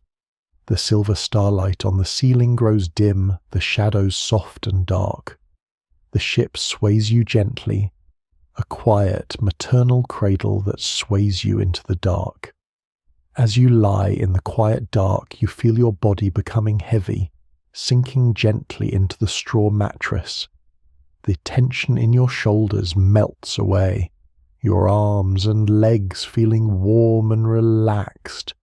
Your breathing slows down, matching the steady, rhythmic rise and fall of the ship. The sounds of the cabin, the clicking of the pipes, the hum of the engines, the sigh of the sea, begin to fade into the background, becoming a soft, distant white noise. Your mind begins to let go of its thoughts. The memories of the old world and the plans for the new world blur together, softening into peaceful, abstract images. You see the green fields of Mayo, the golden wheat of Minnesota, the blue waters of Naples, and the starlit sky of the Atlantic, all floating together in a beautiful, quiet dream. The thoughts disappear, replaced by a deep, comfortable silence. You are warm, you're safe, you're resting. The ocean is calm and the ship is steady. Let the rhythm carry you. Let the sleep drift in. The dark is soft and quiet, a warm blanket that covers your mind and rests your soul. Feel the soft, slow relaxation spreading through your neck, your shoulders, and down to your fingertips. Let your breathing slow down, each breath deep and calm, in sync with the gentle rising and falling of the ship. With every breath, you feel lighter, more peaceful, letting go of any remaining tension. The world of yesterday is far behind you, and the world of tomorrow is safe in the hands of the crew. For now, there is only the present moment, only the warmth of the cabin, only the quiet starlight reflecting on the ceiling. Close your eyes, friend. Let the warm darkness envelop you completely. Listen to the quiet, rhythmic clicking of the steam pipes, the soft, whispering sigh of the sea against the steel hull, and the steady, deep thump, thump, thump of the engines below. Feel the physical comfort of your small white room, the security of the locked door, the soft mattress beneath you, and the heavy thickness of the wool blankets. You have travelled far and you have done well. Your journey is protected and your rest is earned. Now it is time to rest, to let go of all thoughts, to release all worries, and to drift into the deep, peaceful sleep of the Atlantic night. Let the gentle, steady engine hum carry you down step by step into the quiet, deep waters of a restful sleep. The ship is strong, the steel plates are cool and solid, the course is true, the night is silent, and the path is safe. Feel the peace of the silent night, the deep comfort of the warm room, and the soft, secure embrace of the dark. The journey is long, but the destination is secure. You are home, you are resting, you are asleep. Let your thoughts drift away like the white foam of the wake, expanding and dissolving into the dark ocean. There is nothing you need to do, nothing you need to think about, nothing you need to plan. The day is fully completed, the work is done, and the night is yours to rest. Feel the slow, warm relaxation spreading through your body, like the gentle heat from the steam pipes. Let it release the tension in your toes, your feet, your ankles, and your calves. Feel the warmth rise through your knees and thighs, softening the muscles and making your legs feel heavy and relaxed. Let the relaxation flow through your lower back, your abdomen, and up into your chest, your breathing growing deeper, slower, and more regular with every passing moment. Feel your shoulders drop, releasing any remaining weight of the journey. The relaxation flows down your arms, through your elbows, and down to the tips of your fingers, leaving your hands warm and still. Let your neck relax, your jaw soften, and your eyelids feel heavy, so heavy that they close without any effort. Picture the stars in the northern sky. The Big Dipper hangs high and clear, its 7 bright stars guiding the ship's course. Orion the Hunter rises in the east, his silver belt shining bright in the cold air. The Milky Way stretches across the sky like a glowing river of silver dust, a silent canopy of light that watches over the ocean. The air outside is freezing, but the cabin remains warm and comfortable, held at a steady temperature by the steam pipes.